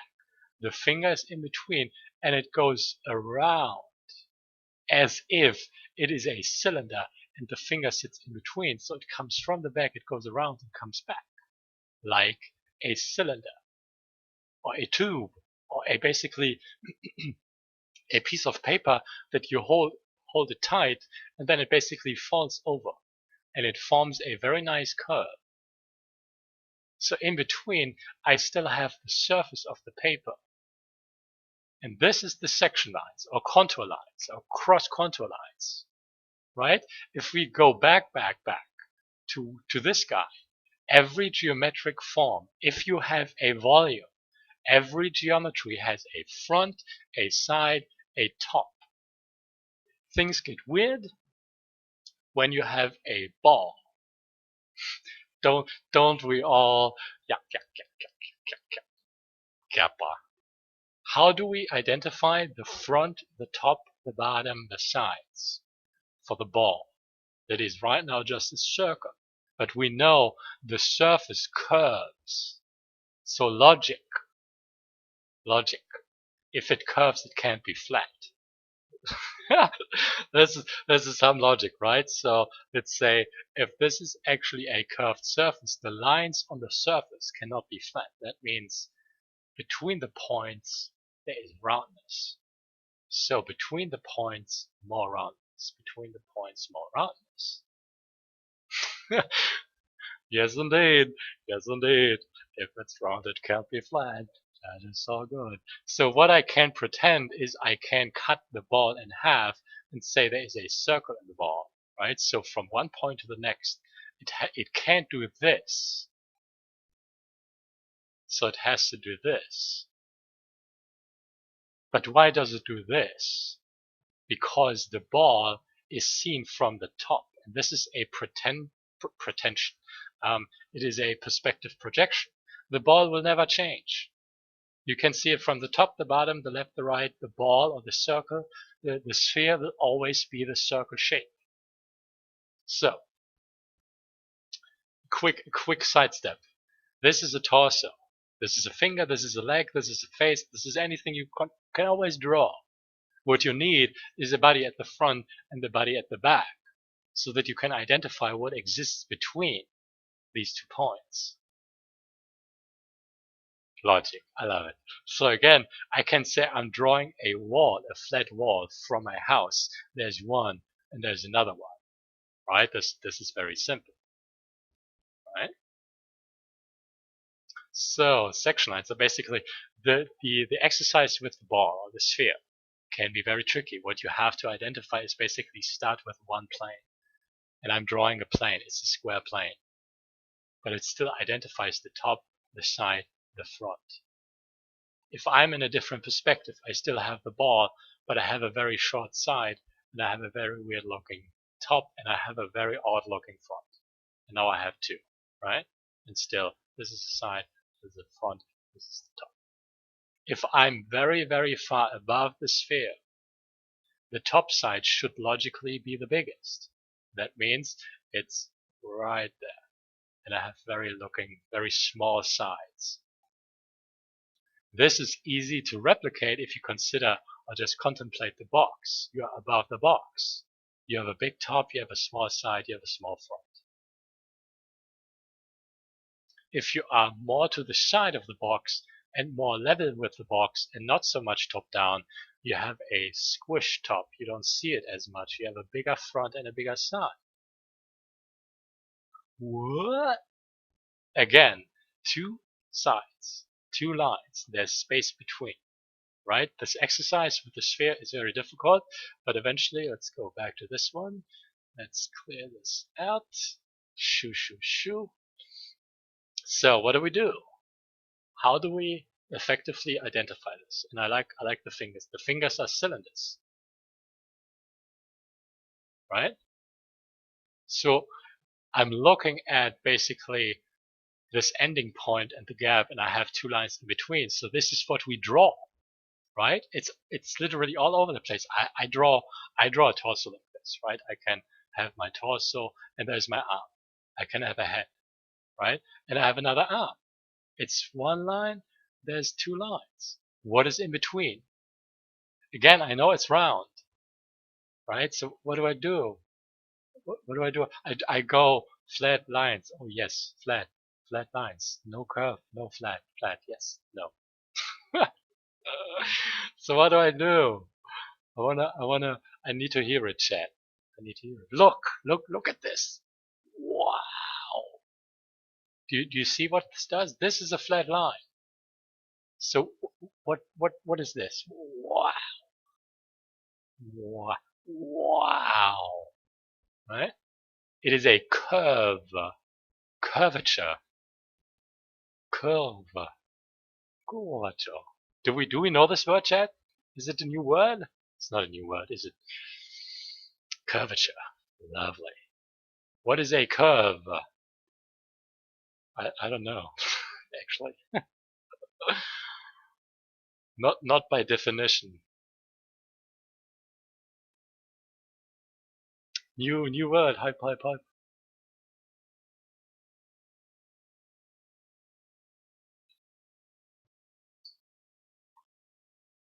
So the brain knows this. The brain isn't dumb, right? Look. Between the things, you have the thing to make all of the thing, right? This is all of the thing. This, all of the thing. And you have it there. Look. Round, flat, nothing, empty, empty. Round. Now look. Flat, right? Round. Because the cylinder would do this, right? It is a tube. It is a tubulus. Let's remove this one and draw 1/6. Right, you had this. There's one line, and there's your other one. And there's this one. You had this. Multiply, copy, move. It's round. This is what you learn when you drew the cylinders. You understand this. And the immediacy of the volume creation is right in your face. You can then shade the sides. I'm pretending this is the side of the finger.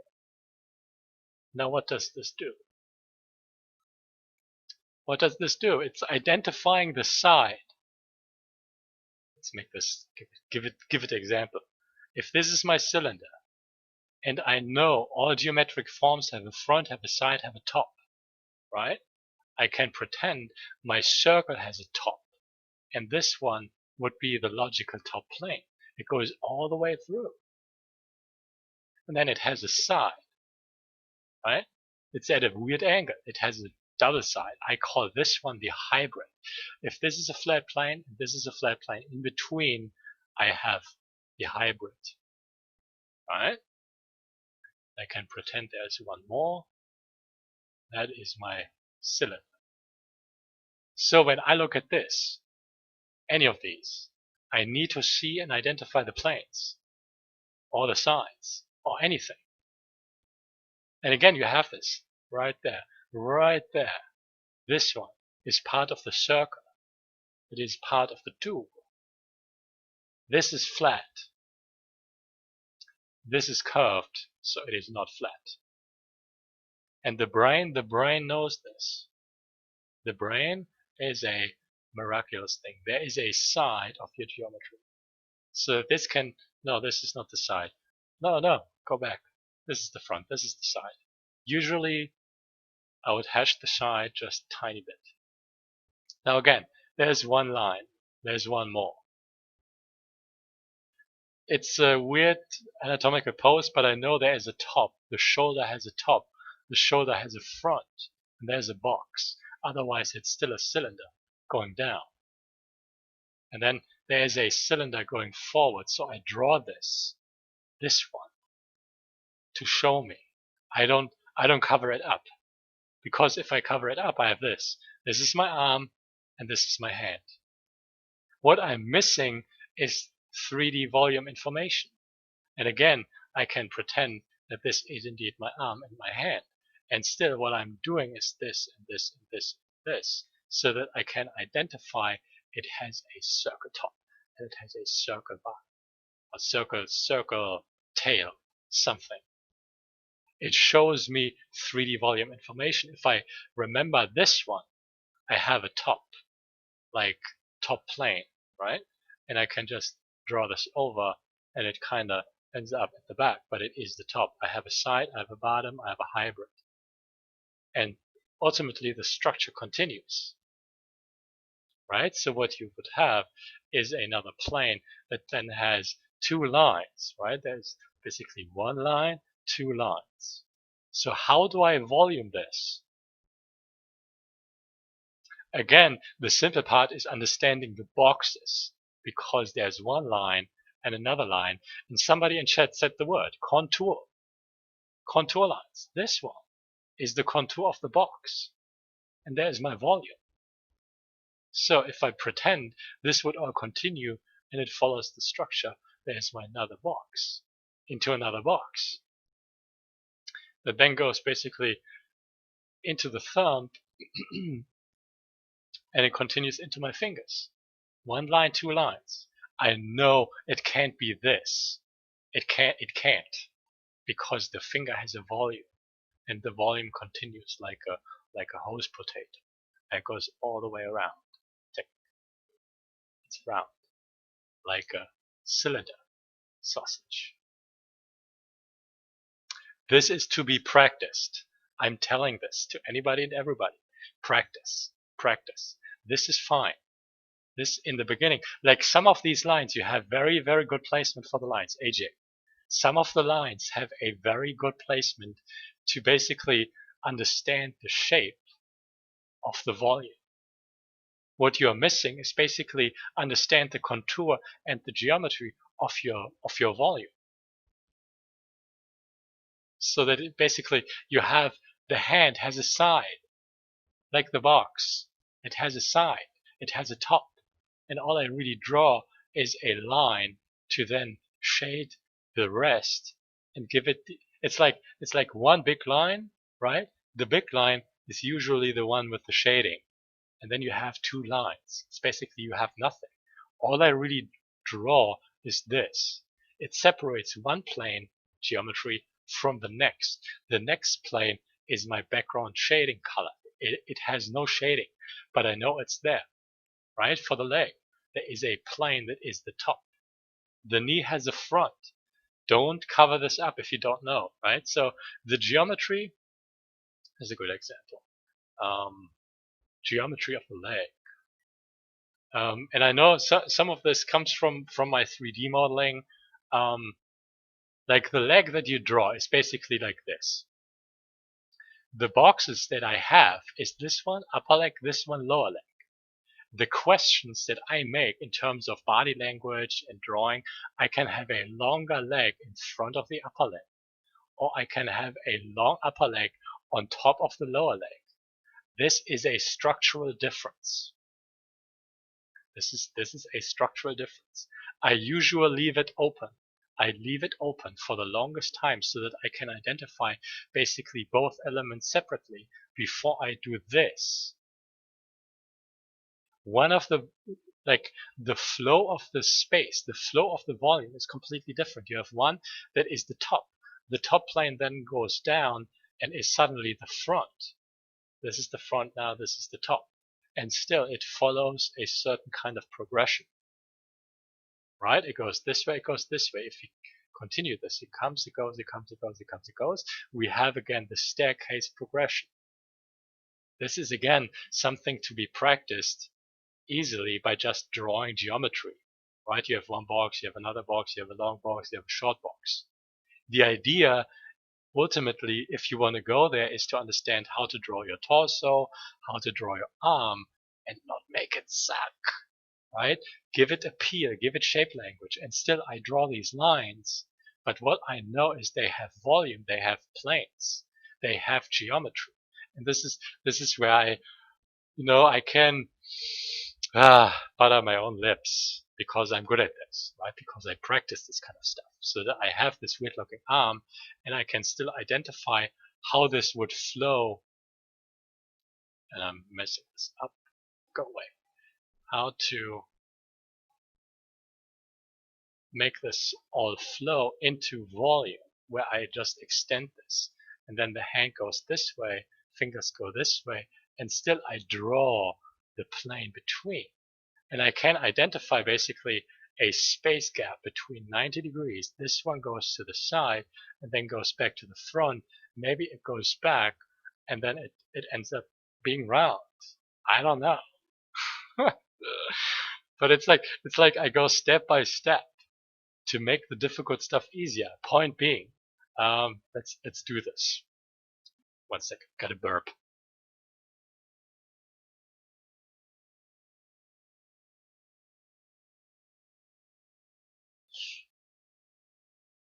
I will draw the section lines for the cylinder that I can identify. Right? There's a cylinder. There's one. And you have inside your shape you have the curvature, AJ. Use it, repeat this, and close it at the end. There's your cylinder. And look at the sausage, right? Look at this. This is what you want. Draw the cylinder.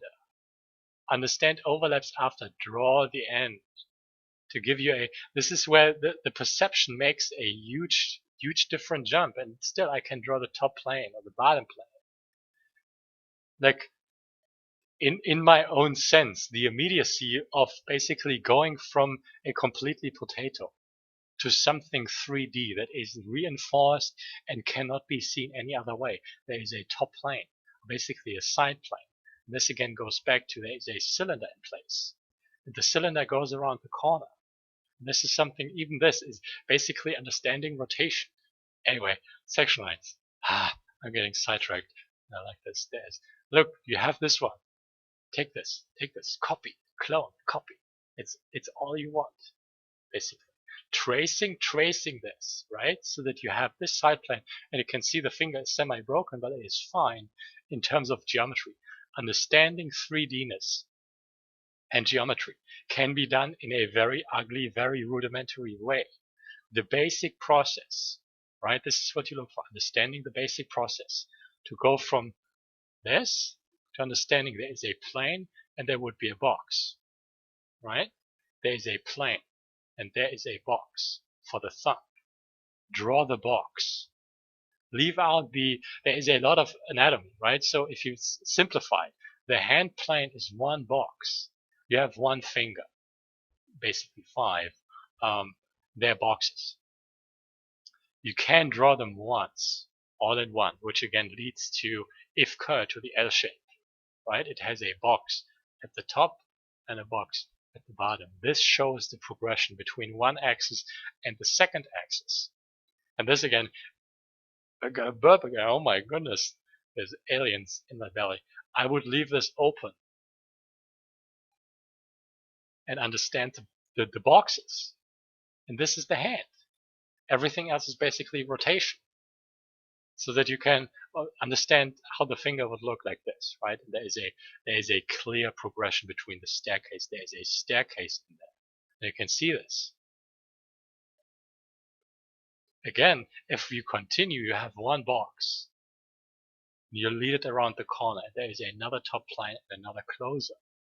Instead of leaving this closed, instead of having this, you close the boxes or you open them to identify both. And doing this helped me a ton. Otherwise, I would not draw like this. There's all these angled boxes and more boxes and more boxes and more boxes. They all connect or they don't, but this is the choice. And I had to identify this separately. There was no other way. There was no other way for my brain to go there. Anyway, continuing, and I did this before. There's one box plane, right? There's your you want to lead this into this, right? You have still the planes for the box. You have a top and you have a side. This is what you need to identify, so that you make the plane look like it's coming out of the surface. These fingers are standing up very oddly or weirdly, but you can identify the top and the side. The box itself has a top, a side, and a front. 3 planes is all you need. 3 planes is all you need.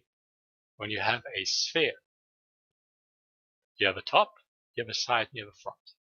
There's your face, there's your ear, there's your lips.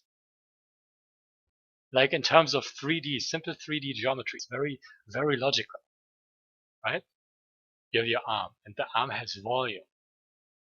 And even this, right? What I see is a box that goes to the side and then goes down.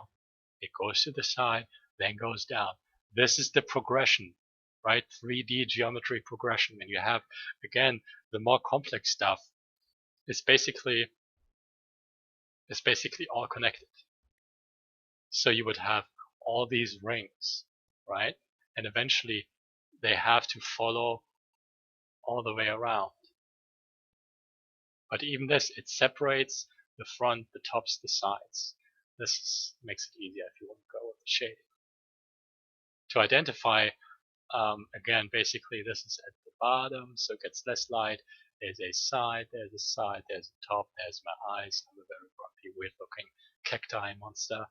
And again, going from basically a potato, you have section lines, you have contour lines. This line for the face is the contour. Usually it continues over the cheekbone, then covers the chin, comes down the other end, and it goes like this. Every geometry has this. Anybody that did any sort of 3D modeling knows this. Oh no, turn on how things click. Okay, back to section lines.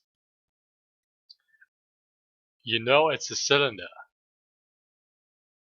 This is I like this. I like the exercise going from two lines to just making it look like it's some kind of not flat thing, right? Because it shows the 3D. My brain loves this. It is not a boring exercise, right? So it can be boring, right? And I've not seen many people actually do section lines too much because I don't know. But it is a fundamental super duper kind of magical, eventually brain exploding kind of thing. Why do we have to learn that it is a cylinder? You should know it is a cylinder. But the thing is, if you look at this thing, the square between this line and this is a cylinder. It looks like a square, right? It looks like a square, but it's not a square. It's not a square. Foma, thank you for the sub. Did I miss anything? No, I don't. It's a resub. Is it a resub? Does it? Should it? No, you didn't. You don't. Did you streak? I'm confused. Thank you for the sub. Much appreciated. Getting hungry for candies and confused.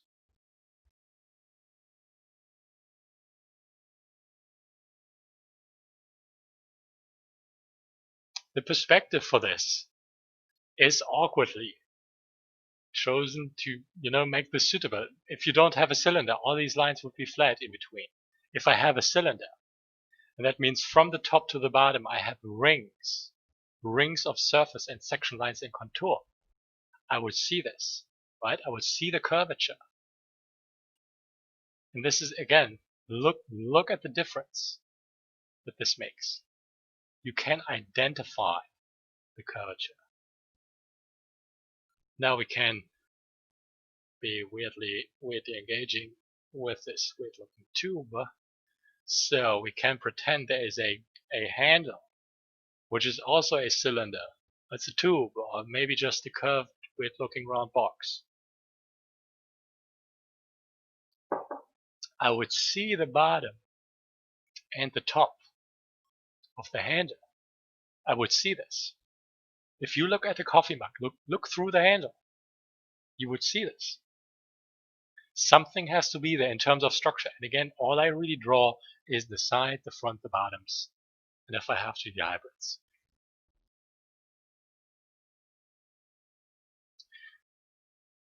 There is a particulate with the roundness of the fingers or cylinders in general.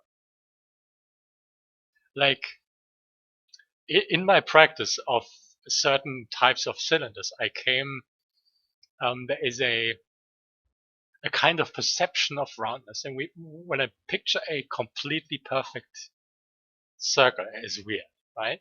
And I then have a cylinder like this, or any of these fingers. Keeping the roundness, like this arc, in it has to have the right curvature. It can't be flat, it can't be too much, it can't be weird. If it is in any sort of way not right, it looks completely wrong, right? So the curve itself, um, there is a lot of importance that, when I do these studies, there's a lot of importance that I put between basically the curve so that it looks right. And it has to follow the perspective, right? If you have a cylinder like this and this is your curve, you can basically, kind of align it, offset, but otherwise it'd be easy to like flatten the curve or be inconsistent. This also is practice to stay consistent with your arc, that eventually it can curve in any sort of, you know, 360 degrees and such. Anyway, back to these things. There's one. See, even the alignment, right? You have different alignment to show there is a offset in structure. And like you show it so clearly, right? This angle, this goes straight. There's one plane, there's another one, and you have this, right? Like the gesture and the kind of language for these things is actually good, right? Again, there's the top. You have a top. You have a top. Why you no draw? Why you no draw top? Yeet yeet yeet yeet. This is a practice exercise. It is a kind of rocket fuel.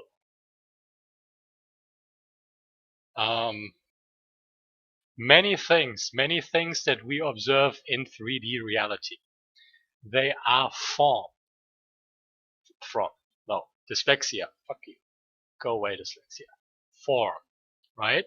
They have volume. Most things in our 3D reality have this. Now, when we talk about drawing, we talk about converting. Why am I drawing a 30? We talk about converting 3D reality form into a 2D drawing that again looks 3D. This is a process. This is a very basic fundamental process for anything and everything. You could always imagine you draw. If it matters that your stuff does not look flat, this is the way, right? This is the way. There is a simple underlying process to identify geometric volumes. Again, volume. Any geometry has a top, a front, a side. Depending on complexity, you have more sides to this, right? 360, if you will, for the full circle, right? This is the fundamental process. Once you get this, once anybody gets the idea to go from a drawing like this to identifying these planes, it's like you will never be the same again. It will change your way of thinking, your way of drawing, because you don't look for 2D shapes anymore. You place your lines to encompass the volume. And this is very odd, right? It is very odd to identify this as a volume because I know it has the front, it has the side, yada yada yada. We went through this, right? And basically the 1, the 2, the 3, when it comes to three-dimensionality, they run on XYZ axis. You have 3 individual planes for every geometry that shows its basically direction, orientation, elevation, right? Orientation, direction, elevation, right? 3 axes. It's so weird. I looked for other words for this when I have a box and I try to identify basically between my initial lead line and my curvature arc. And I knew this goes around one axis, so I have another one around the other axis, and then again around this axis. So there is one that goes along, there's one that goes around, and the other one has to go against something. So there are words just to help my brain identify this kind of stuff. Anyway, back to these things. There's a plane. There's a bottom plane. Bottom plane usually less light, so it gets the shade. There's a side plane of my finger. There's a box. There's the front box. Top. side, front. This is weird. But you get, I'm pretty sure you get the idea. Usually, and again, I say too much usually. Nobody wants to practice, right? Nobody wants to really, okay, there are some people, and I know you guys, you're in chat. Haha. You're already in chat because you're listening to my madness during the practice. It can be very daunting. It can be very. It feels like complete aggravation. Like you go against your nature. Like I know the kind of sensation that you feel, that we can feel when we don't want to do something, right?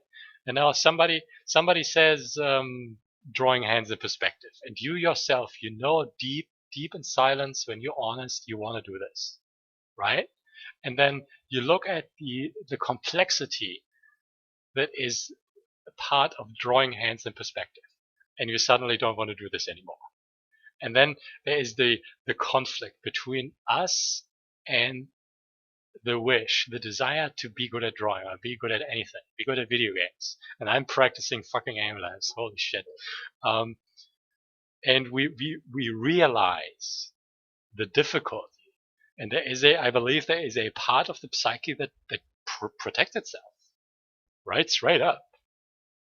Because like there is a I perceive this as a confrontation with everything you want, and then everything in yourself that goes against this, because it is hard, it is difficult. There's basically you in your awesomeness, and then there is you, your own asshole, your laziness, your the guy that says no, the guy that says you to fuck off.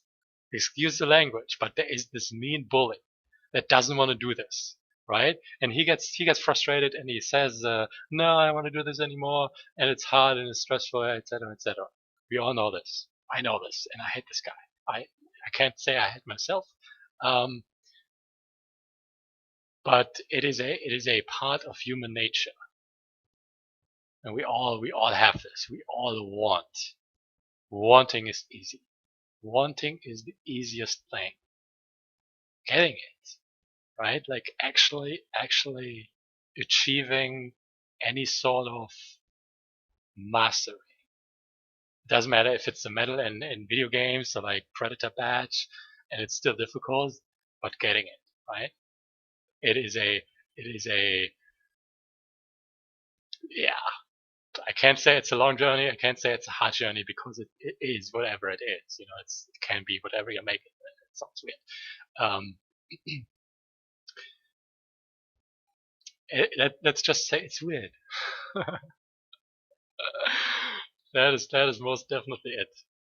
And again, we end up with the cylinder or this arm that comes towards the camera very directly. So what we have left light, left edge, right edge. In between, we should have a curve that is very, very round. It's not very flat, unless if I pretend there is a wrist, I flatten the curve. If I want to have a full cylinder volume, I go very, very dominant with this kind of curve, right? To show the roundness, I extremify, I exaggerate. Then, if I can, I lead these lines, and look how natural these connect, right? And I pretend there is another one. There's the top. What am I writing? Holy shit! Top. Oh my! I should just stop right now. My dyslexia is not liking me today. But there's my geometry. If I then pretend again there is a hand, and the hand starts with the plane, right? It starts with one line, two lines. That is how it goes. There is a volume between these two lines. If I want a simple volume, I have a box. This is something to be practiced. It's like, listen kids, this is how you should do this, right? This is how you should do this, and then you succeed. Yes.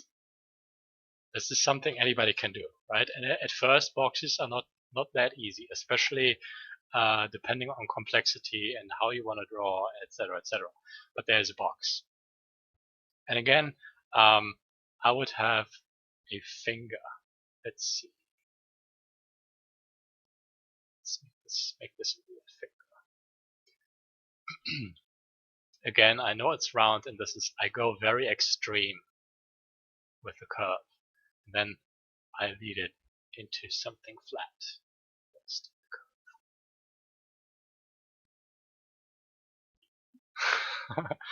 Oh shush! You're all naughty. No gifts for you for Christmas. You get coal, I get the gifts. Sounds fine. But it makes sense, right? It makes sense. And look again at the box. This is flat. Flat. There's nothing in between that would tell the brain anything different. Now again, I can erase this. I remove this. And I stay with the curve. I stay with the curve. And then I pretend it still connects. This again is a basic process, right? The brain has to understand this. Flat, not flat. And again, I draw this to help my brain understand it is actually standing away from the surface, right? It is leading away from the surface into another axis. It is not flat. For the torso, this is, again, drawing boxes helps, right? So that you can start identify one plane. There's another one. There is a side plane at a weird angle so that you have the side of the torso. This leads back. There is a huge chunk of side plane. There is a front plane. This goes down, and eventually you end up with the box, the hip box. Drawing boxes. It's basically drawing boxes. Every box has 3 planes. 3 planes is all you need for any geometry to be identified. There is a weird looking, very awkward looking kind of geometric displacement happening in this guy's face. And all I really draw is I identify a side plane coming out of this guy's weird looking face. But it makes sense in terms of volume, right? There is a volume in place. And even the lips follow these, right?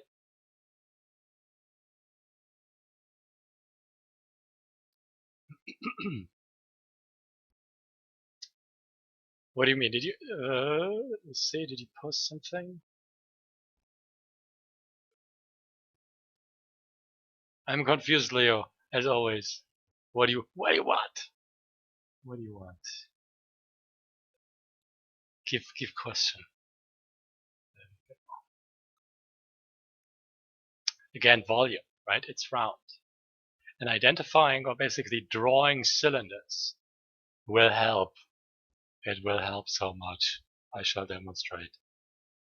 When I was practicing my boxes and my cylinders in the beginning, I looked at every box. Every box was an arm. Every box was a leg. So they had to be of a certain size and a certain length to be suitable. Otherwise, you can have a cylinder. I didn't because it was difficult to, again, move the cylinder into a certain direction and then have this be round and still look good. That was very difficult.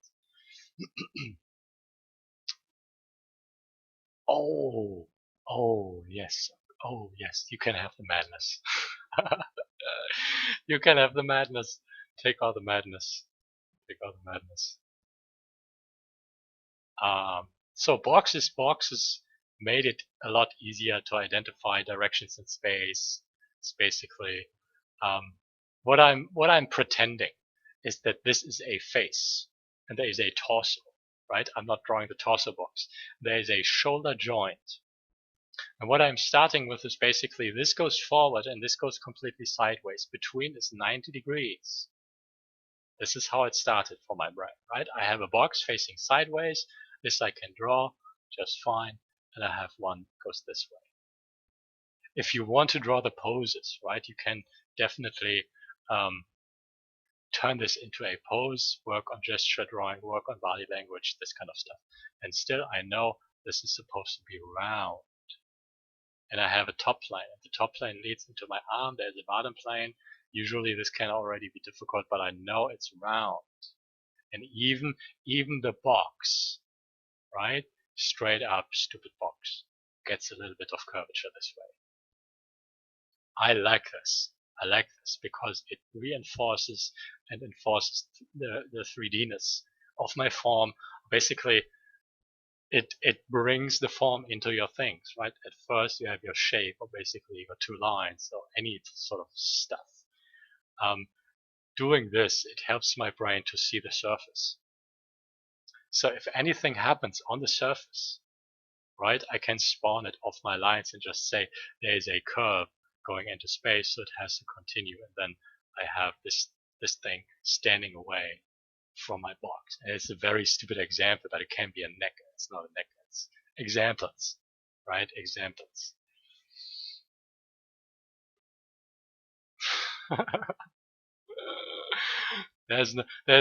I was thinking about this talent and stuff in a more or less funny kind of way, because talent is what you have when you worked so much that people can't understand how you learned it anymore.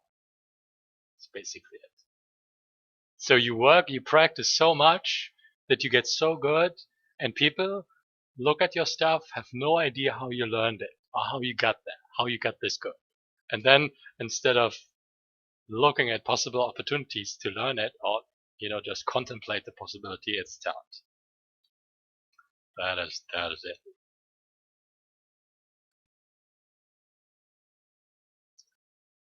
it. Is it because of the boxes, AJ? Then it's fine. But it makes sense, right? There, look. Flat, curved. Oh, no. Oh, look, curved. Curvature. It's great. Curved. Look what I'm doing. Look, flat. It's like I'm squeezing the volume out of the cylinder. And then technically, this is where it's like the toothpaste, right? It squeezes, and then it has to fold open again to basically be round. What I'm doing with the planes are basically these lines. I'm finding my geometric structure to go from something that is round, something that is completely squeezed and cut it to half, and then goes round again. And this again is a stupid exercise. It serves the only purpose that this would serve is analysis.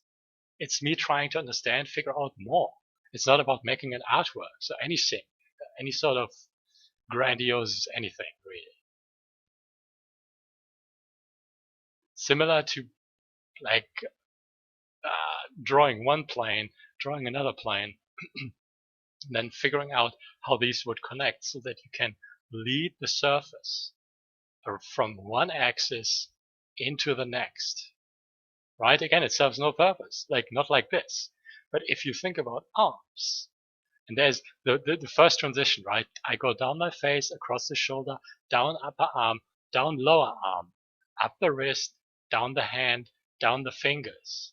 And this is all progression. It is all transition in 3D space. And this again is the basic fundamental thing of what drawing is to me. Reality is 3D. Right? It has its own transition from the tree, down the grass, down the worms, down the rocks, more flowers, right? And eventually there is a fence pole and it comes close to me. Maybe there is a how do you call these things? Mailbox. Great. Fantastic. But it still has the transition, right? Transition, geometry, 3D, volume is basically everything. Usually you may not look at it like it. When I say this is ground, there's a grass, right? And there is a rock. And the rock has a side because it's geometric. So something has to happen to this thing to be identified as a volume. And the first thing I would do is not draw a flat line at the bottom, but say there is a pebble and more rocks and there's some dirt and there's more grass. Right? To have something, I have something in front. I have something between. I have something behind this, in the back, below, beneath, in the middle. And that too is a spatial transition. right? Usually it's more like you have your frame, you have your grass, you have your hills, you have more hills, you have your bottle, you have your box, you have more hills, and there's a house. In other words, this is, listen carefully kids, perspective by layers. Layers. Look, I have layers, all these layers, right? Because I have a box or a finger, a hand in front. I have something in between. I have something in between this and between this and then between this. Right? Right.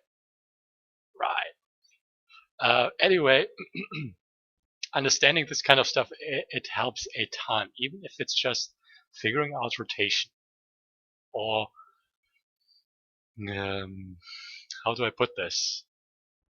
Not feeding out of the trough that everybody else feeds from, which has its own things.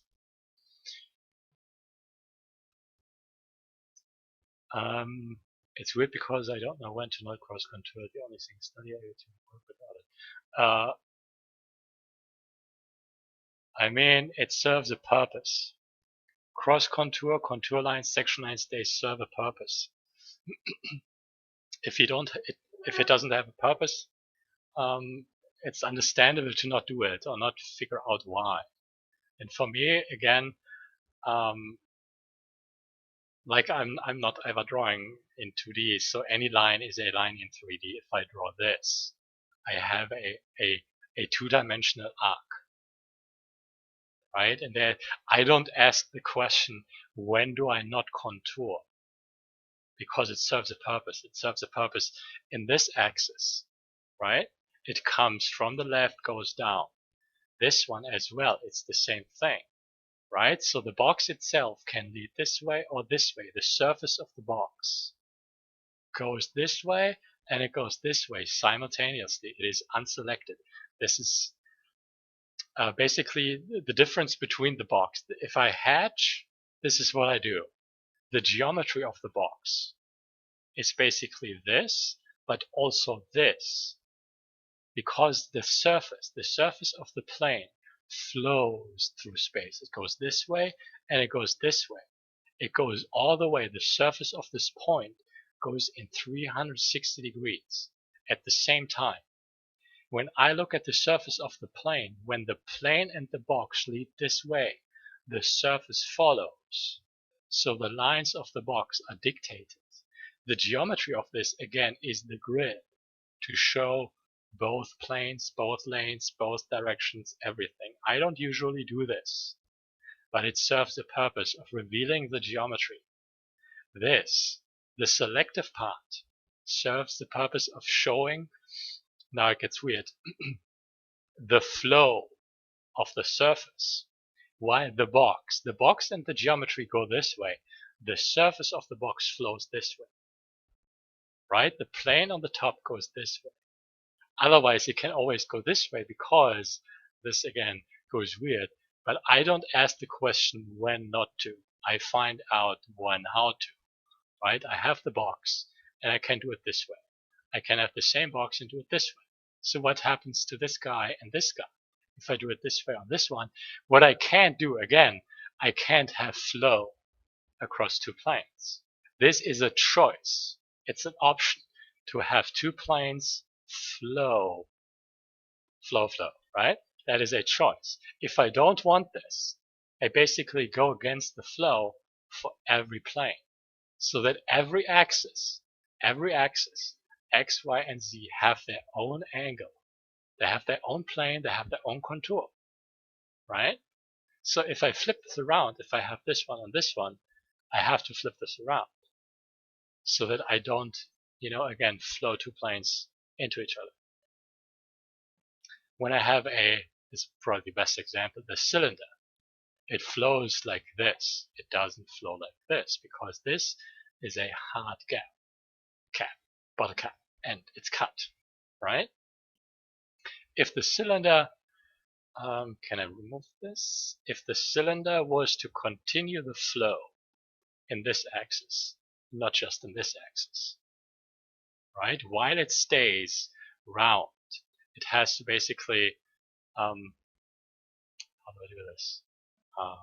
Okay, let's pretend it's half. So then it goes around, right? And the other thing goes around and goes around, and it has to shrink for some reason, because this one would also go around.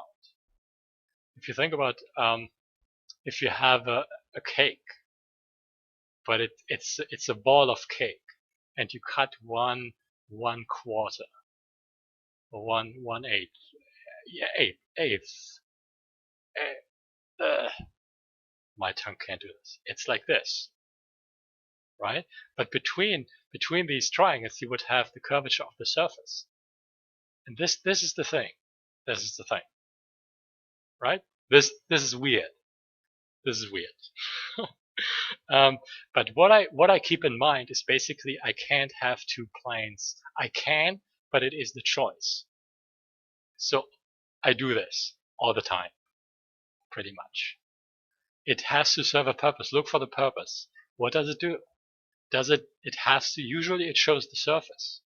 If something is going on the surface, it has to flow, right? So if I have a hill with a house and a church and more grass and some cows near my fence on my farm, I have hills, right? That means, does the hill go like this on this axis? Does it go from this point to this point? What I know is that it's not just a flat thing, but it curves and curves back into its ground plane, right? From the 2D standpoint, it basically comes from the ground, it goes up and it goes down. This is what it does in all its segments, so that it goes up like this, it goes down, it goes down, it goes down, it goes down. Again, we have the layered cake. Ups and downs. Oh my god, my brain held help.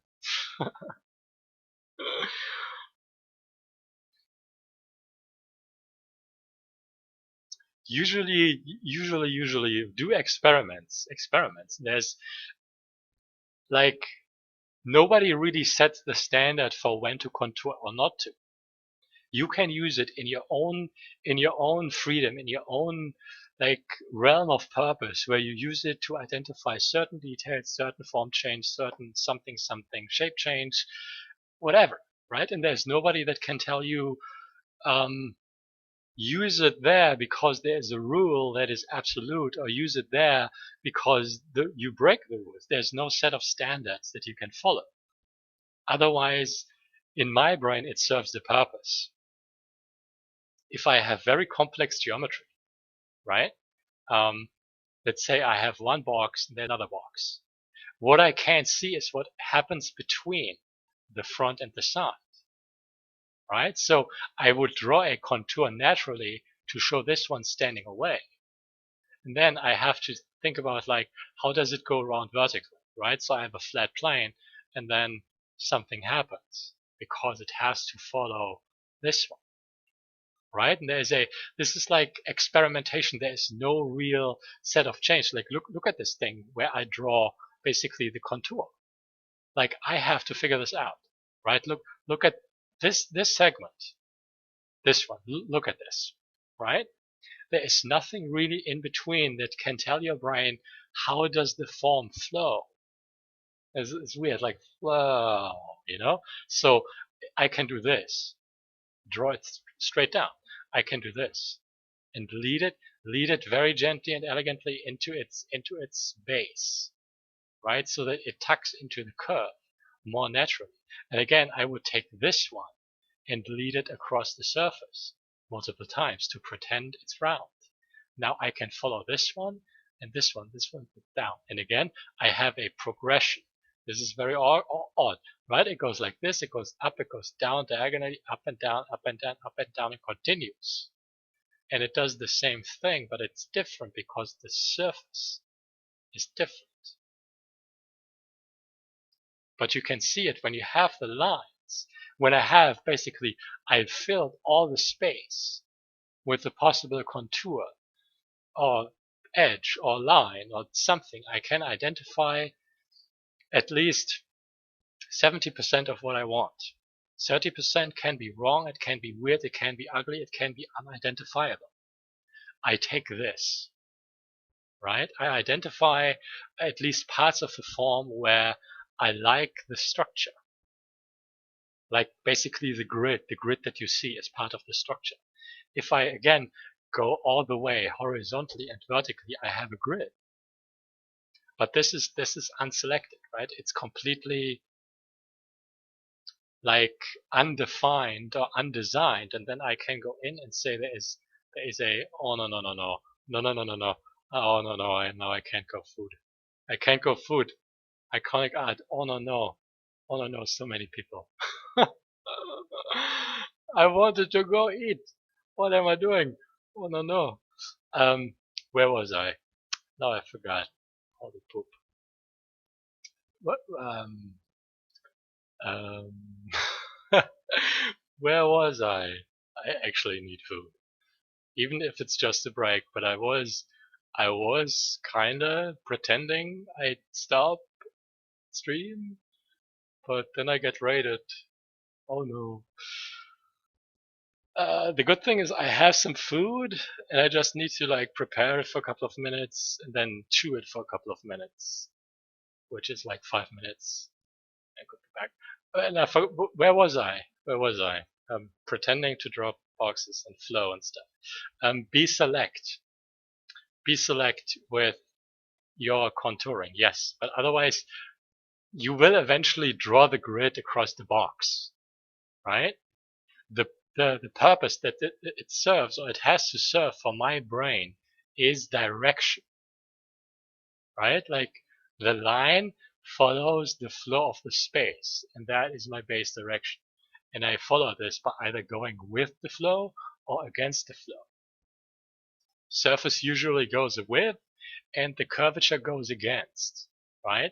If I have a cylinder and the cylinder goes this way, the water flows this way, the hose of the cylinder curves this way, right? So it's a mishmash. How are you guys doing? Thank you for the crazy raid. Holy poop. Holy poop. I was talking about perspective and form and section lines and how to draw 3D and not go insane when drawing 3D. Yay. What's up, everybody? Thank you for the raid. Usually I draw different things, and I've been drawing boxes for at least 2 weeks, if not months. Like just boxes, diagonals, small boxes, volumes, figuring out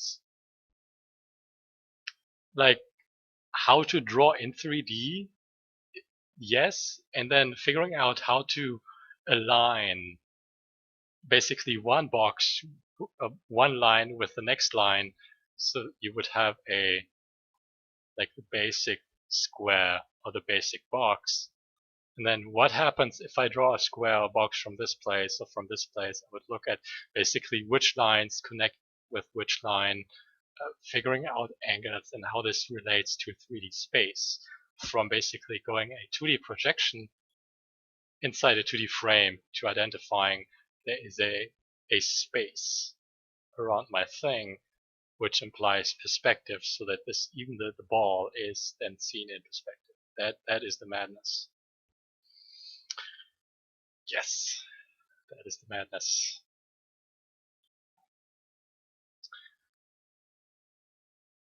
Any questions? I shall go food, and then I shall be back for a little bit before I go insane. What is the time? I can't go too long because I have to sleep early because I have doctor appointment tomorrow morning. Not too early morning, but I have to sleep early. I hate this. I'll be right back. Stuff my face and make it quick. Back.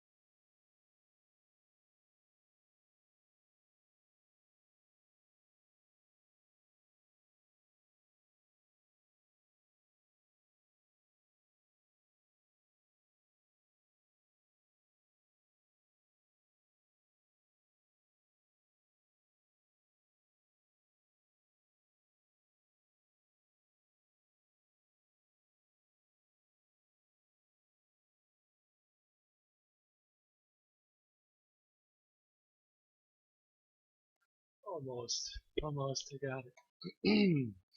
Belly more happy, brain more happy. Belly is still hungry, but soon. More food soon. Any more questions? Any more questions? It was a lot indeed. It was a lot indeed. It's good. What's up, Mr. Explosion Man?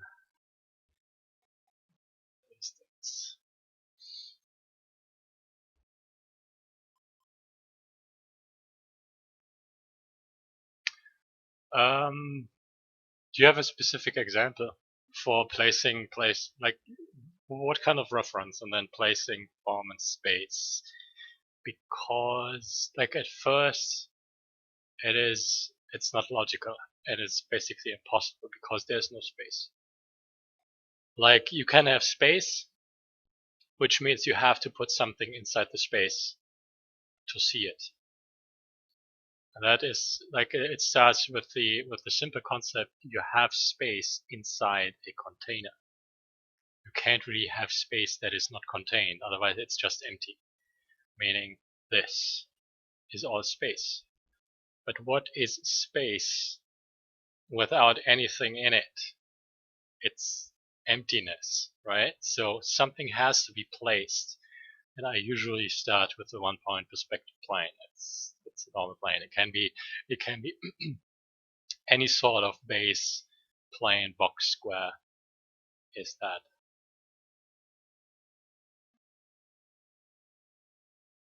So to understand the space, I have to put something in it so that I know between point A and point B, I have space. How do you understand camera placement with different vanishing points? Example, please. If something is at one eye, my brain is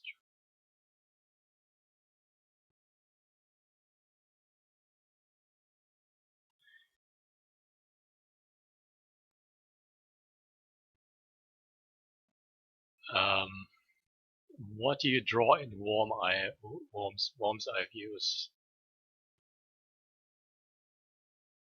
My brain would try so hard to draw it at a standing view. Basically you try to visualize one certain perspective, but your brain is like, nah, let's do it this way. which is a like especially when it comes to perspective, and I find it very bizarre actually. And I've seen this in myself and in other people when you watch them draw, right? And when there is something in perspective, very specific, like I don't know, a box, right, or a car, or any sort of cardboard boxes with stuff inside. The perspective gets twisted, or basically when this is the ground plane, this is you look at stuff, right? Usually stuff should be upright, right? Aligned with the ground plane unless it's angled, right? If you have a box that is standing at an angle, it's like this, like normally, right? We know this, right? If the box falls over, it sits like this, right? What would happen in the drawing is that the boxes wouldn't be aligned. They would basically, the perspective would shift. Because, again, drawing in perspective is very, very difficult because you try to judge a space that does not exist. Like this. There's nothing. Basically, you have to put something in there to understand your eye level. Right? And then you want to play around with the eye level, but you can't because you have to find a point of reference from which you go off of to understand the space and your eye level. Which again, it doesn't make it easier, right? It makes it more weird. So I'm gonna go undo. First thing, don't go worm's eye. Try to understand how it looks when you are below, because that is worm's eye. The scale is relative. If you are more or less on the same size, in the same plane, this is what you see, right? If basically I'm faking my eye level in this place. Right? If I'm above, if I'm standing up, usually I will see the top plane, right? So normally it's like what am I doing? It's a double square. It's wrong, but you can see the top plane, right? Top. that that didn't it looked different in my brain. It looked different. Okay, now I see my mistake. I should have used a different box, right? So this is the top. Yeah, see that's actually so it's not the same box. The one is straight, the other one is rotated. This is what's different. But my eye level in this case is there. In the second box, my eye level is a lot higher, and I draw a 3/4 box, and I draw the side plane to then show I'm looking at the top, right? So the camera has to be to the side, and then it sticks on the pole right there, and is far above the box looking down. Usually, what we actually expect, right? Top down view, the normal box, my base box, my default box is also top down. You have to introduce distortion. When you are below worm's eye view and you want to basically pretend you are this guy, right? Okay, he has horns. Fine. Horns. Why not? You are this guy and there is a massive, huge, gigantic box. You have to introduce distortion.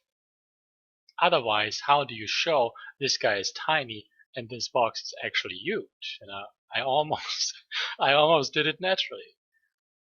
Oh yes. Horny. So the only way that it would look in any sort of way appealing, what you also have from your eye level, you still see the bottom plane. That means you would have a very massively crazy distorted bottom plane, which is basically super gigantic.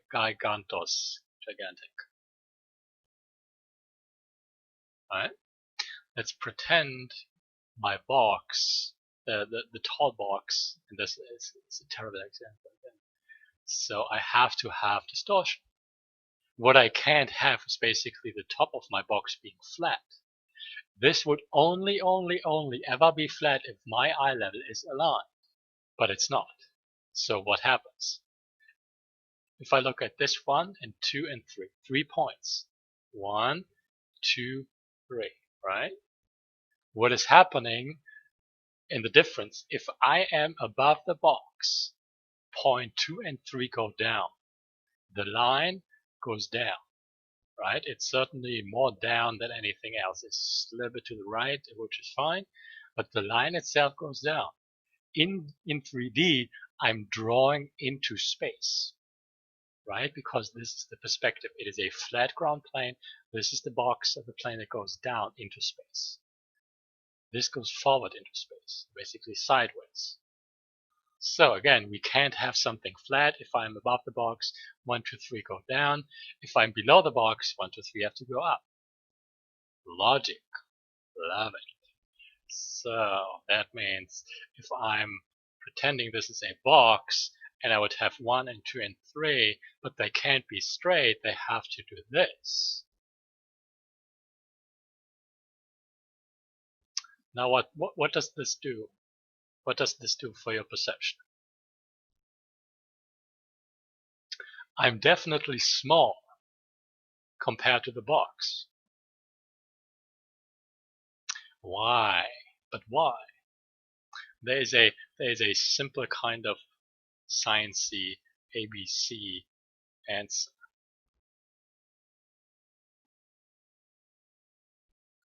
I can't write today, it's unbelievable. Space. Between A and B I have space, between B and C I have space, and both of these things, they are very natural at this. Very natural. If I quickly I gotta burp again. Excuse me. I take this, yoink yoink.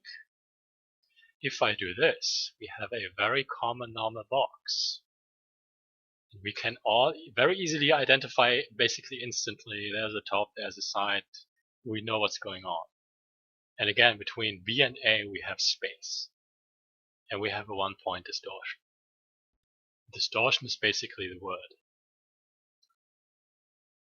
What just happened? Why you go? It left me. Because distortion. If there's no distortion, A, B, point, point. There's nothing really going on, right? They are aligned. They are on the same axis, same axis, same axis, same axis. If I look at this, I have a offset. A and B are now connected by a diagonal. So again, if we, how do you make stuff look huge? This is the purpose of worms. If I'm small, stuff around me is big. If I'm not a worm, but I'm a human, and in relativity of the scale, I have something gigantic, it's still huge, just like if I'm a worm. So I can basically be the worm and have a box of matches next to me. Otherwise, I can be a normal human and have a, let's say, very big kind of planetary, gigantic, gravity developing box of matches floating in the air. So again, if I want to be below, I want to see it from the bottom. That means I can be on the ground. I will not be floating or flying. I am on the ground. The thing is not. That means the bottom, right? Remember the ABCs, 1, 2, 3? They can't be flat. And they do something, shift up and down, left, right, if I'm below or above. And I'm below. So I have to have something visualizing that I'm indeed below. And there's my 4 points. Now to the top. Now to the top. It looks weird. It definitely looks weird. If I take a different ground plane, it makes more sense. Not like this. More like this. Fine. So the box should be substantially huge. Still a bad example, but it makes sense. Like, my basic idea behind this, like, fish view and view, like being close down to the ground, is to make stuff look big. That is a concept that you can understand in a very simple environment. Literally.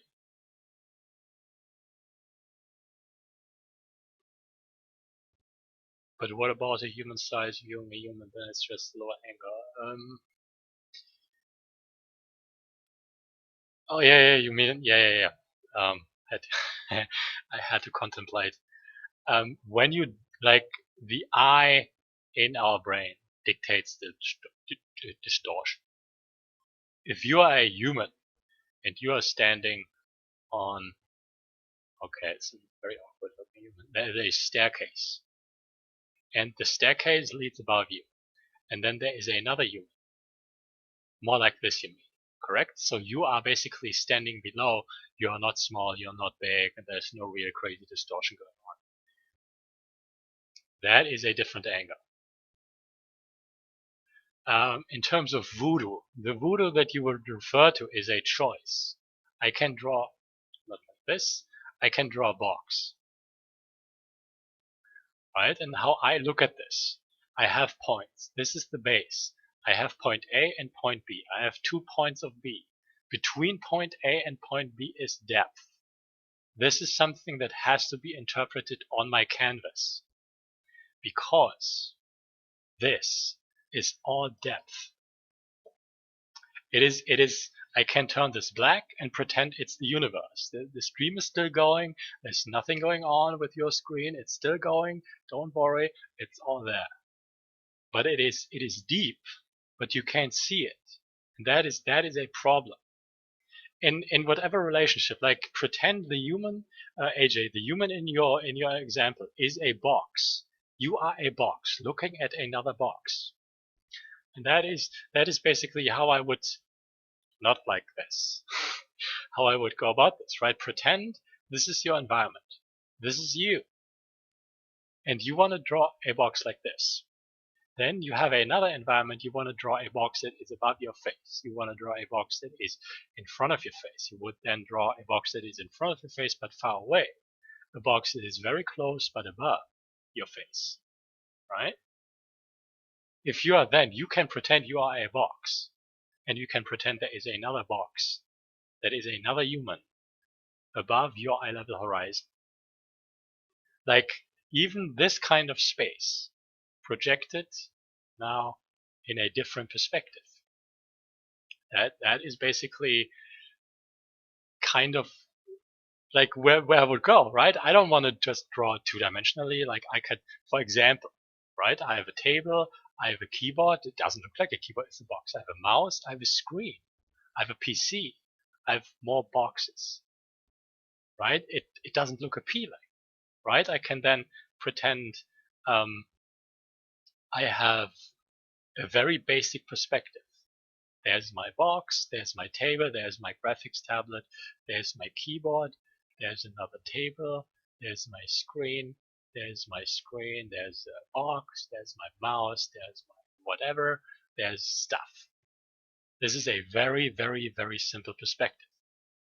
This helps me still to understand like the relationship between myself, between objects, between other objects, how they ultimately, again, there is a space and depth between this, and this has to line up ultimately, right? I can have a rug on the ground being all lined up. I can have a rug not lined up, right? And it basically turns things around. If I say my graphics tablet is now at an angle, I should still figure out how to like portray this in a simple way. And then if I pretend I'm this box, I can pretend I'm above there, and I have a completely different orientation.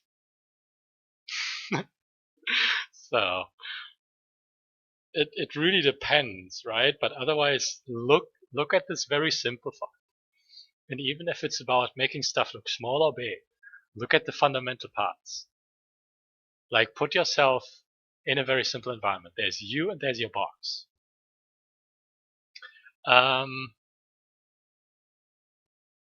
Which relationship you refer to? Is it just testing? Testing. Give it to me in your own words. What is the relationship you're referring to?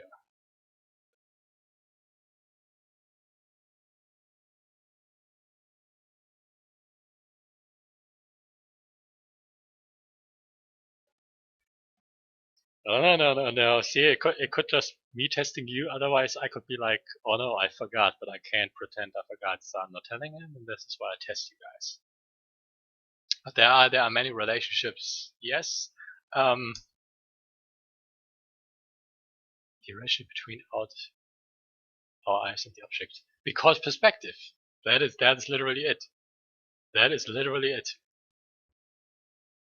The idea or the concept behind it is perspective. You, us, our eyes are the camera observing things in this world, this reality from a certain point of view. Again, this is me right now. I'm sitting on a chair. Who's sitting? Hands up if you're sitting, hands down if you're standing. This is me sitting. This is my desk. This is my graphics tablet. This is my screen. I observe the perspective of these objects of my room from this point of view, from this point, because this is where my eyes exist, and I observe this. Look at this. hands down. Yeah, all the hands. See, we are sitting. And this, again, the logic, right? Depending on where I am, I see different things. I will elongate the box of my screen. If I raise or rise above, and this is me, and I have one eye, and I can see this point, and I can also see this point, which I couldn't see before because I can see this point, and all I see is basically This is the square, my screen. There's my graphics tablet. So if I change position in relation to my object, basically not moving at all, I would see something else. Yes or no? It's logical, right?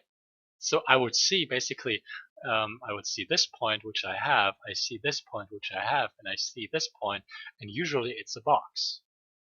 So there's my perspective. That is the relation.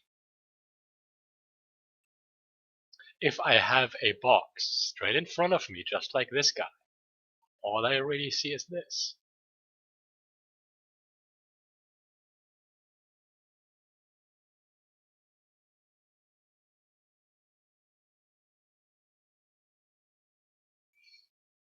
Oh no, AJ. Do you want an example? Okay, if you're sitting, take your hand, stretch it out. Stretch it out. Now hold your hand in front of your eyeball. And that is you observing the distortion, optical visual distortion.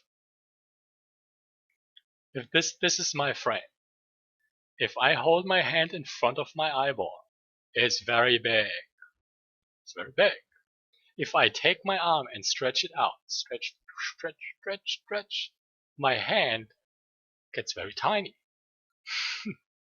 That is distortion. Literally. Literally, physically, metaphysically, figuratively. That is distortion. What we observe is basically the hand visually getting smaller. If it is this big when it is close to my eyeball, my camera, and this small when it's further away, that is distortion. My hand does not get smaller physically, but it gets smaller visually. Click W. It's weird, right? So our own eyes are basically the distortion depending on the lens in our eye, which is the glass body, the glass, right? You can Google Wikipedia optics, or basically how distortion comes into play, but you don't have to. Simple point is stuff gets smaller, and we call that distortion.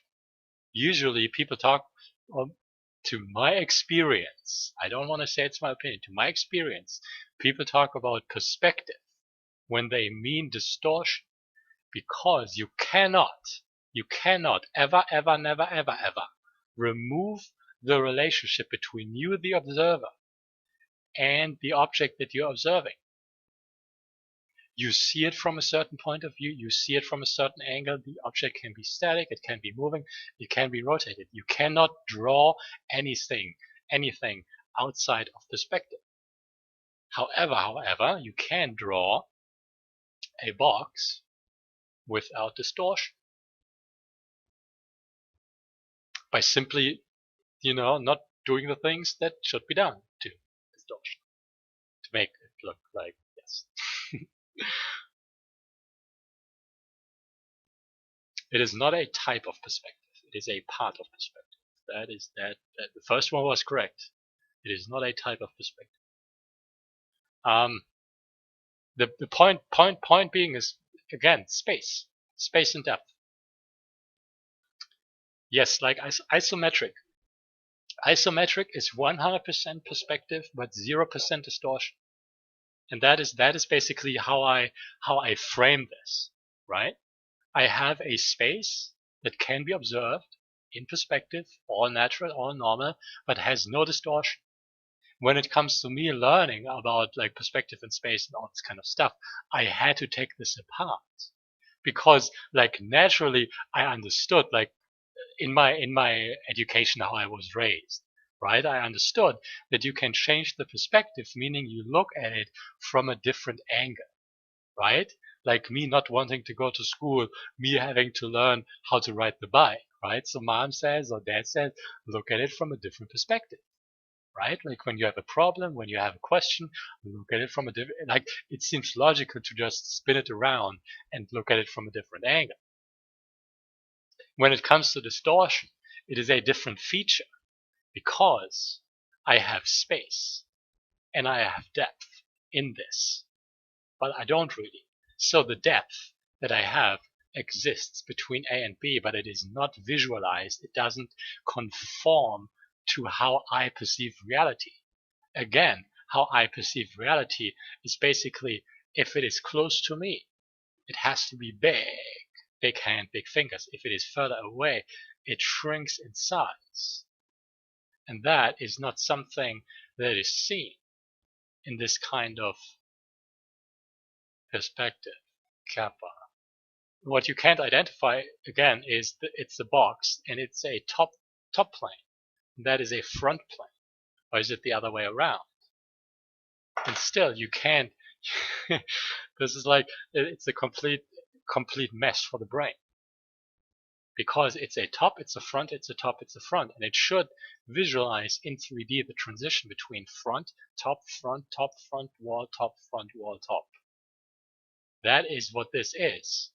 But again, between A and B, I have depth. And again, it does not conform to this distortion. Drum roll, clap, ta-da. Here we go again. It's like looking at the stuff, at the information available. It is so stupid and so simple that it is actually stupid and simple. And then again, it makes sense to, draw a frame, and you have a point, and you have a horizon, and you draw these lines converging to the point. I can't make it with a straight face because it's stupid to draw a point. When ultimately what happens is your object creates the point. Wait, what? So when and if I have a square plane in infinity, it is eventually so small that it is a point. I have a plane in front, I have a point in the back, and I do this. And I have a plane leading towards infinity. But which again, it looks more like a triangle, and I can't really identify the depth and the space between point A and point B. So that raises the question, how does this even work? How does this work?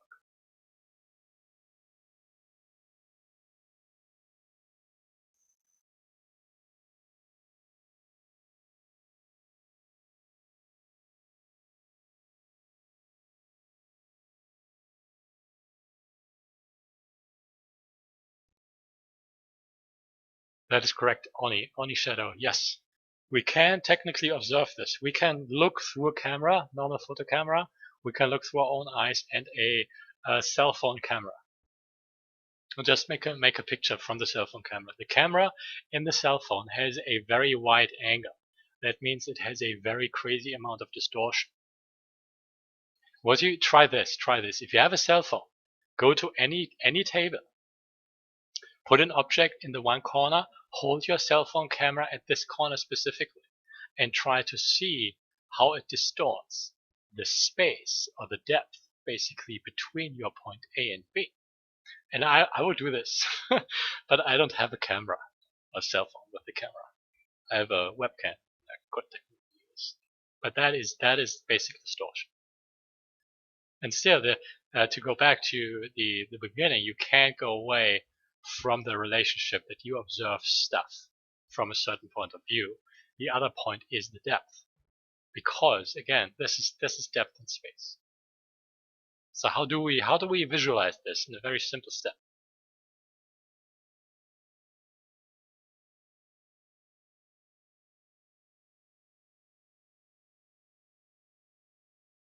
And I went over this and I explained this in such a simple way. Everybody should know this.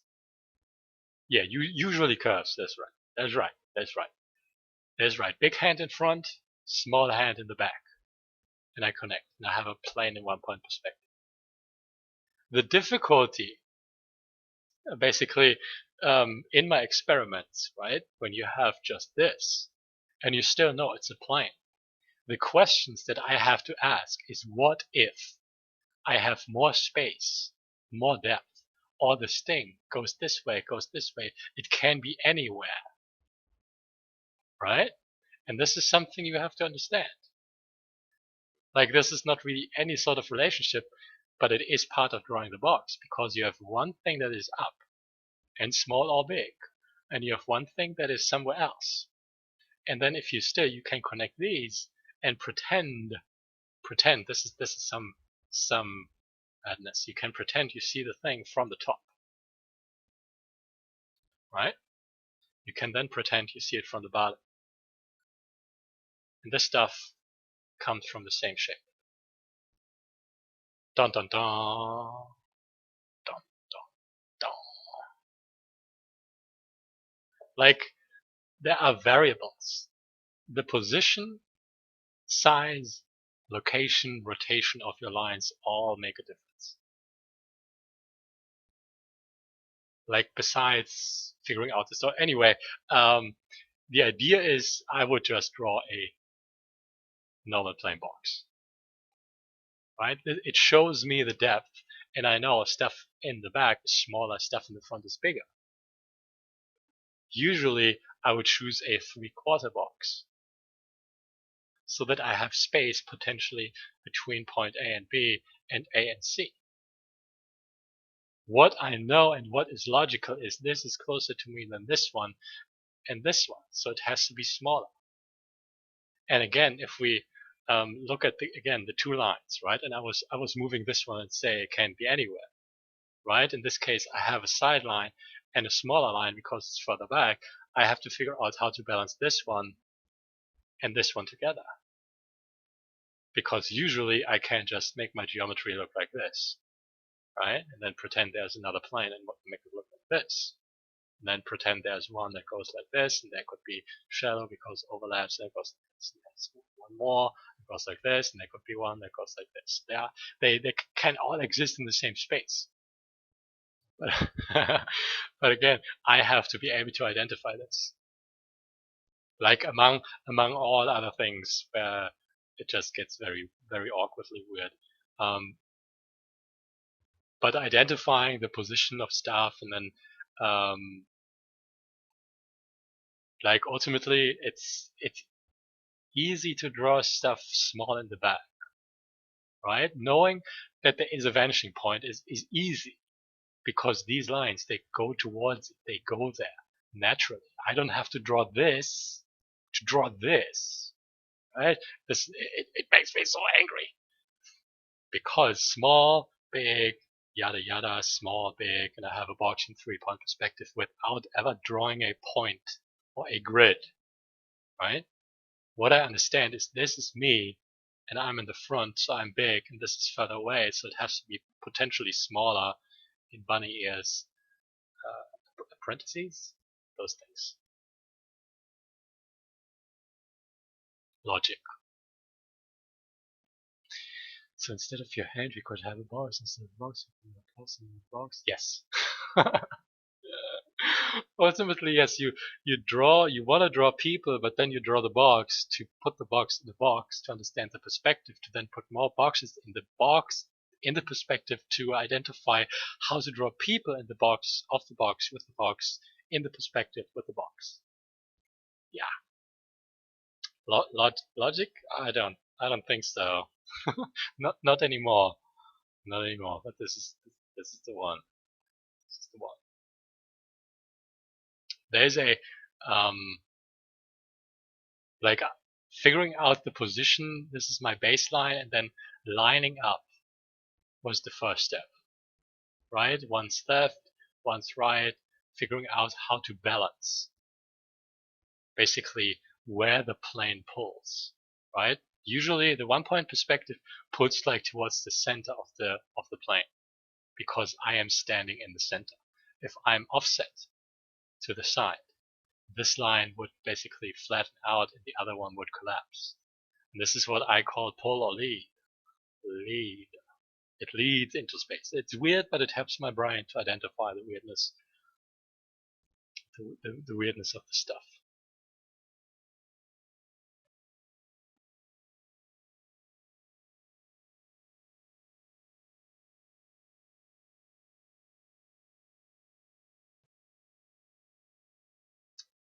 Something, if there's anything I can recommend, AJ, again, section lines for the cylinders. when you do the cylinder, or when you just do the lines, do the bottle cap, it's round, and then you do these ones, right? These ones are basically a clone of the end of the cylinder. This guy you like to draw when you think about arms, right? You have your lines, and you do this, and then you basically not do this where you should do this. You should just copy it and clone it to show this flat, curve, no flat. This flat, curve, no flat, flat. Should, like like the stone man, Neanderthalers. Yeah, line flat, yeah, good, yeah, flat line, good. Curve line, not flat, yeah, understand, yeah. See, usually easy to remember, and I should remove the usually word from my vocabulary instantly.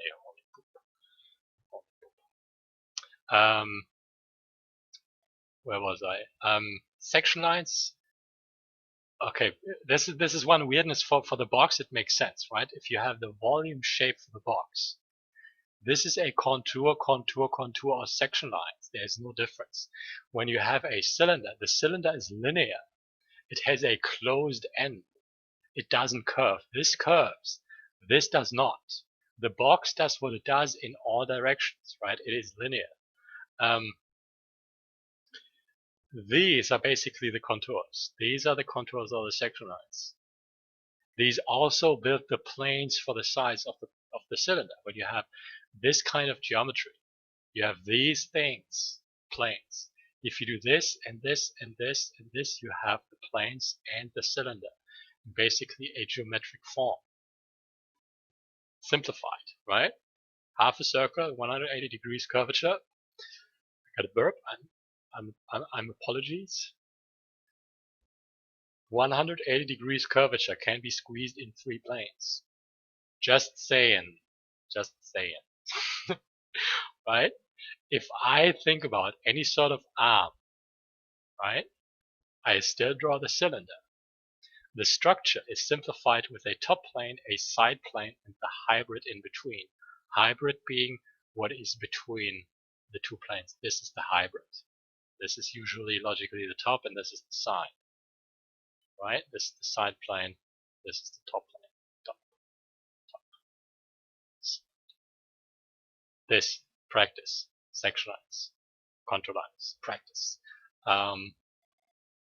For the boxes, for your worm eyes, as though.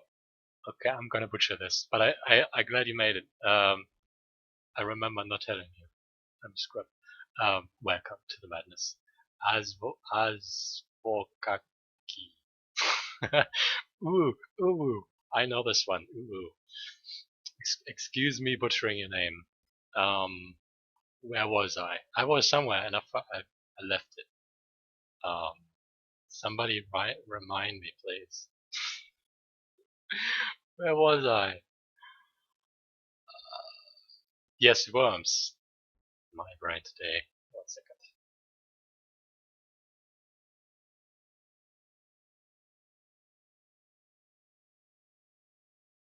Go simple. I'm assuming you're still listening. Go simple. Distort. You have, when the box has 3 planes, distort 1. Start with 1 and make it look like it is big or long. When it is long, you are usually standing on top, right? The plane, the ground is long, the field is long, the fence is long. The fence is not tall when it is long. That is, again, logic, right? Big in front, small in the back. This is fine. Take a point, pretend there is a box, and then draw a normal box. This is parallel, right? There is no distortion. If this box would actually go up, it eventually has to distort, right? This is how it begins. Make it look like you are small. Make it look like the box is big. What essentially happens, this cannot be straight. This has to go down because the backline is smaller. This has to go down because this is further away, so it has to be smaller. This goes wherever it wants, this connects, and there's your box. It's kind of big, right? So it kind of works. It definitely goes off bubble. Let's pretend there's something going away from this, so there's another box. Then there's this box. This is weird because it goes there. This has to be smaller, actually smaller. This would be big, and it's already very small. See, this is where things again get difficult, even for my brain. But it still makes sense, right? It still makes sense. And there's the first mistake.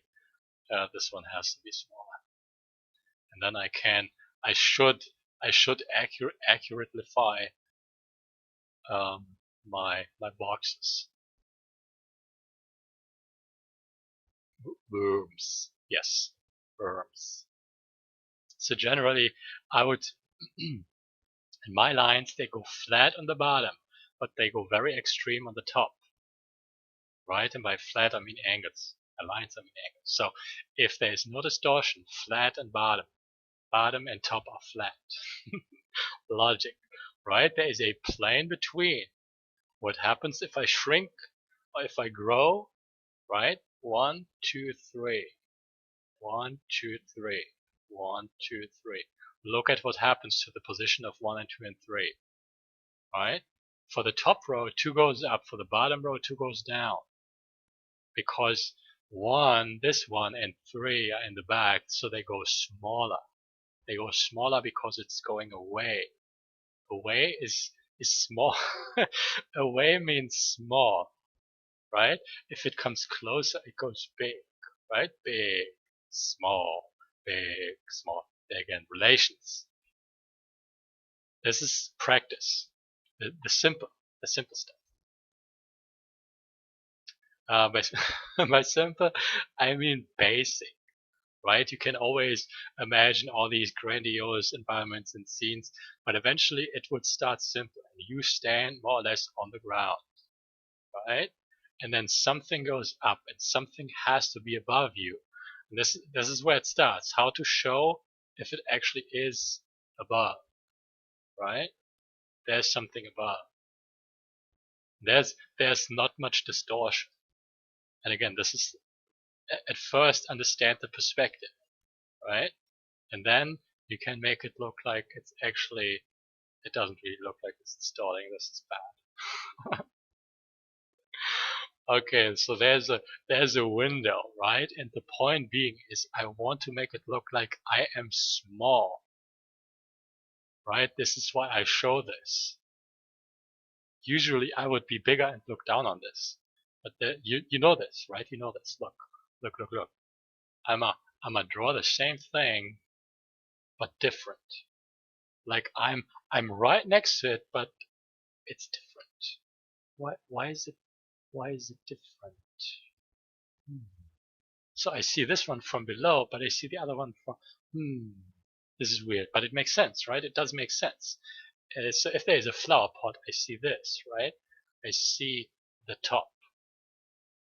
If there's a flower pot on this one, I can't see the top. I can't see this. So what do I see? Basically this one. These are my two edges, right? Left and right, and then I have the bowl, right? Technically there is, I would still draw these lines to show there is a bottom, right? And then there is, it's like a rim. It's like you have multiple rings that build the shape. They grow skinny at the top. Usually flower pots don't do this. They have this one and they still have a circular base, right? I'm bad at drawing flower pots. Beware. This still makes sense, right? You see it from the bottom, but you see it from the top, kind of.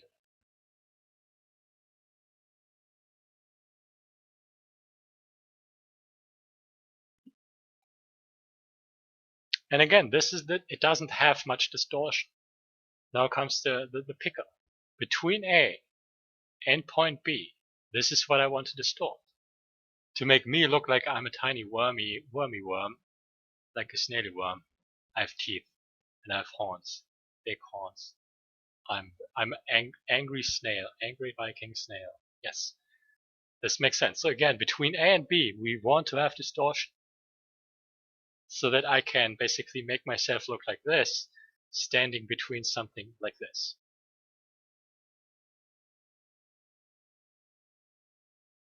So logical. And again, this is um, like I take things apart. It is a creative dissection, bisection. How do you autopsy? That's the word, autopsy.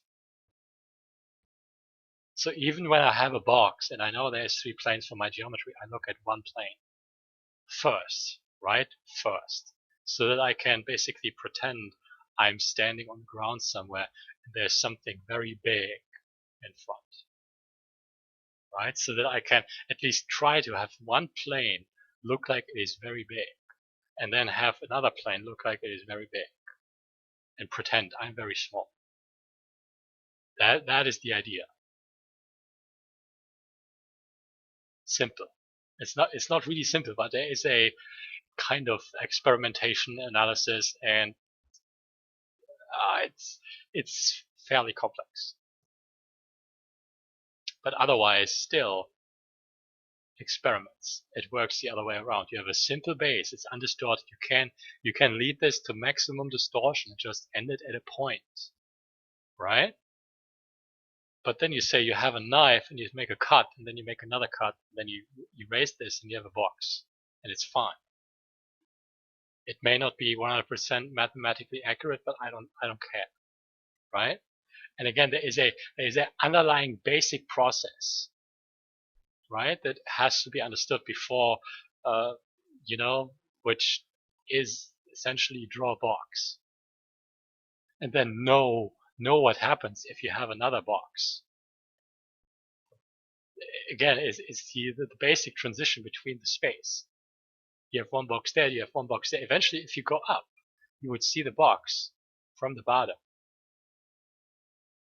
This is like the transition between form and space. So basically, one form spanning your visual field. Because I can have this box lead all the way to one side and have this box lead all the way to the one side. I can have both in between. The real chunk of this kind of stuff is when you add distortion, because stuff that goes up has to become smaller. And again, it's not just the plane between basically this one, and again, there is perspective change, right? I see it from the top, I see it from the bottom, I see it more from the bottom, but then again, I would instinctively bend the space, right? So that it doesn't really go linear like this, but it has this kind of effect, which continues. Just so I can easier identify the kind of, this would basically, because it's all the way, and from um, playing around with field of view sliders in 3D programs, you can play with crazy amounts of distortion that are completely unnatural. So if you just have a square and you're positioned like this would be big, this would be small. Logic. Let's pretend the camera is at this point, and everything else is eventually small. Which sometimes it looks weird, sometimes it doesn't, but it would crazily distort to the forward point because there's the camera. So if I go by the logic, right, to make it bigger in front and smaller in the back, I can basically take this point and move this down and then have this one. And even though it looks like it's like a box, but it's not, because it's still a front plane. And I can complete the box by just doing this. Now identify how crazy the distortion is. The camera, basically I have 2 points. This is A and point B.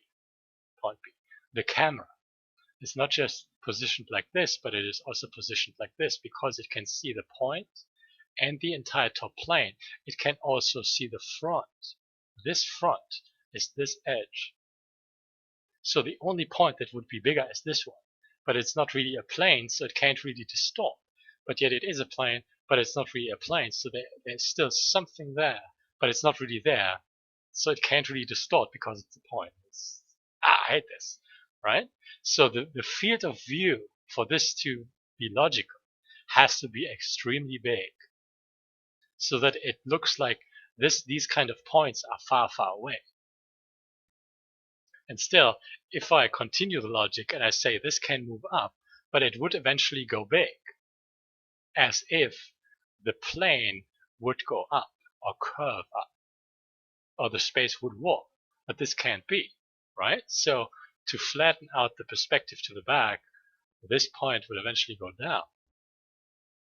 For like, it's not something I can understand because it's so far away, and I don't know, because there could be an axis between this, and the space between these two compartments is not flat anymore, which again is my brain completely going nuts.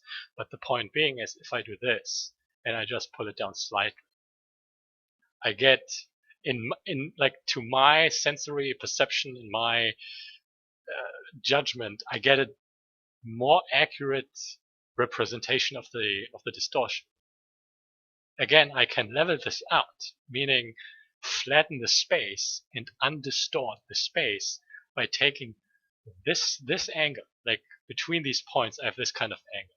And by flattening out, meaning I don't pull it towards the vertical, but I go back, right? So that it is almost parallel again to this guy. And I do the same thing with this one, and I just flatten it back. And then again I have a normal square. And if I continue this and I go back, I have a very normal square. Fail. This is so weird. It's like a distortion field, right? You have a normal space grid, and because like gravity, it's a weird anomaly, or like a lens that has a basically infinite. It can't really work. Infinite curvature cannot work. It would be a glass ball that still cannot work, because basically it needs a brain in itself. So the light can come from any and all directions in a 360-degree radius on all axes, on all three axes. Can't work.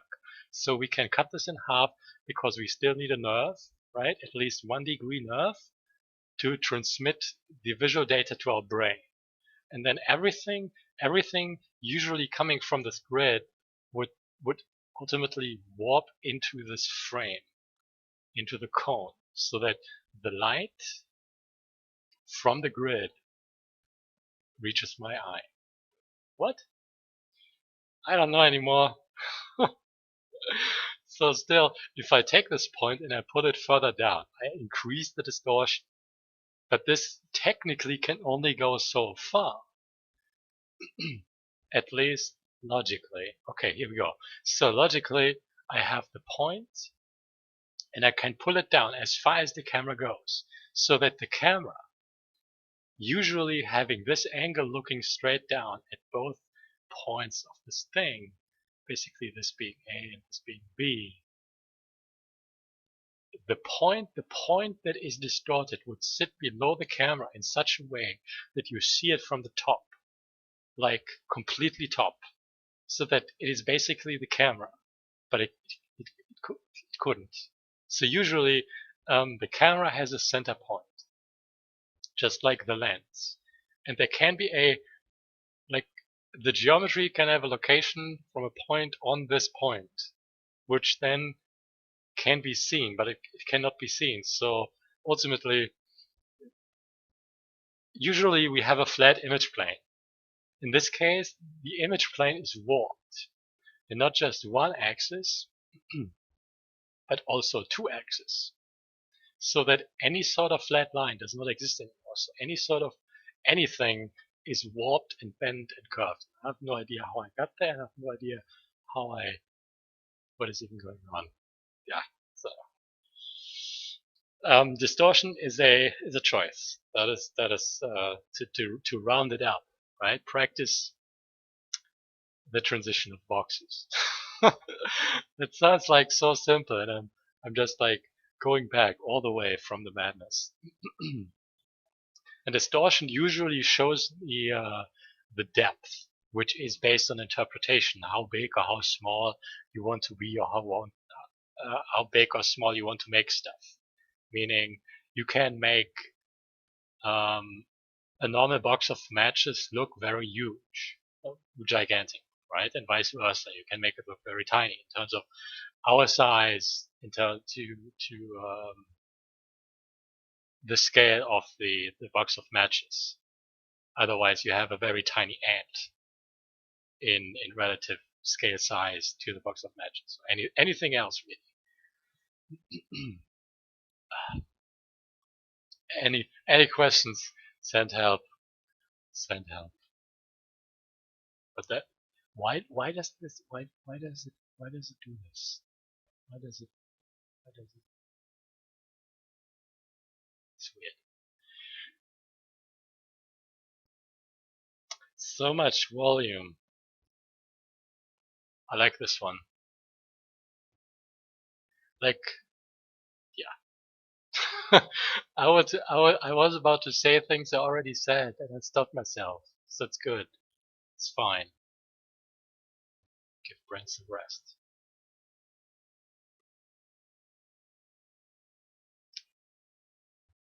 It's fine. It's fine. 4 hours of madness. That was some madness. Stretch my jaw.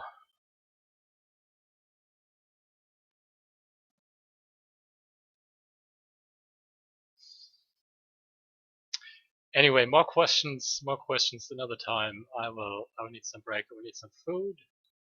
Sleep, I go eventually. It's so exhausting. I'm not used to talking so much. Art book. Have some plug. Can I? Yes, but you got a screenshot. I'm not saving this. Screenshot. Screenshot. I do this. Screenshot. Anything up there? No, this is fine. This is fine. This screenshot. That's fine. There you go. Take it. Take it. Thank you guys for watching, listening to my madness. I have links. No, not uptime. Links. I have artbook. Buy my artbook. I have follow buttons. Click the buttons. Thank you guys for watching, listening, learning, asking me stuff. I will do this again eventually. Time for food. Time for food and brain off mode.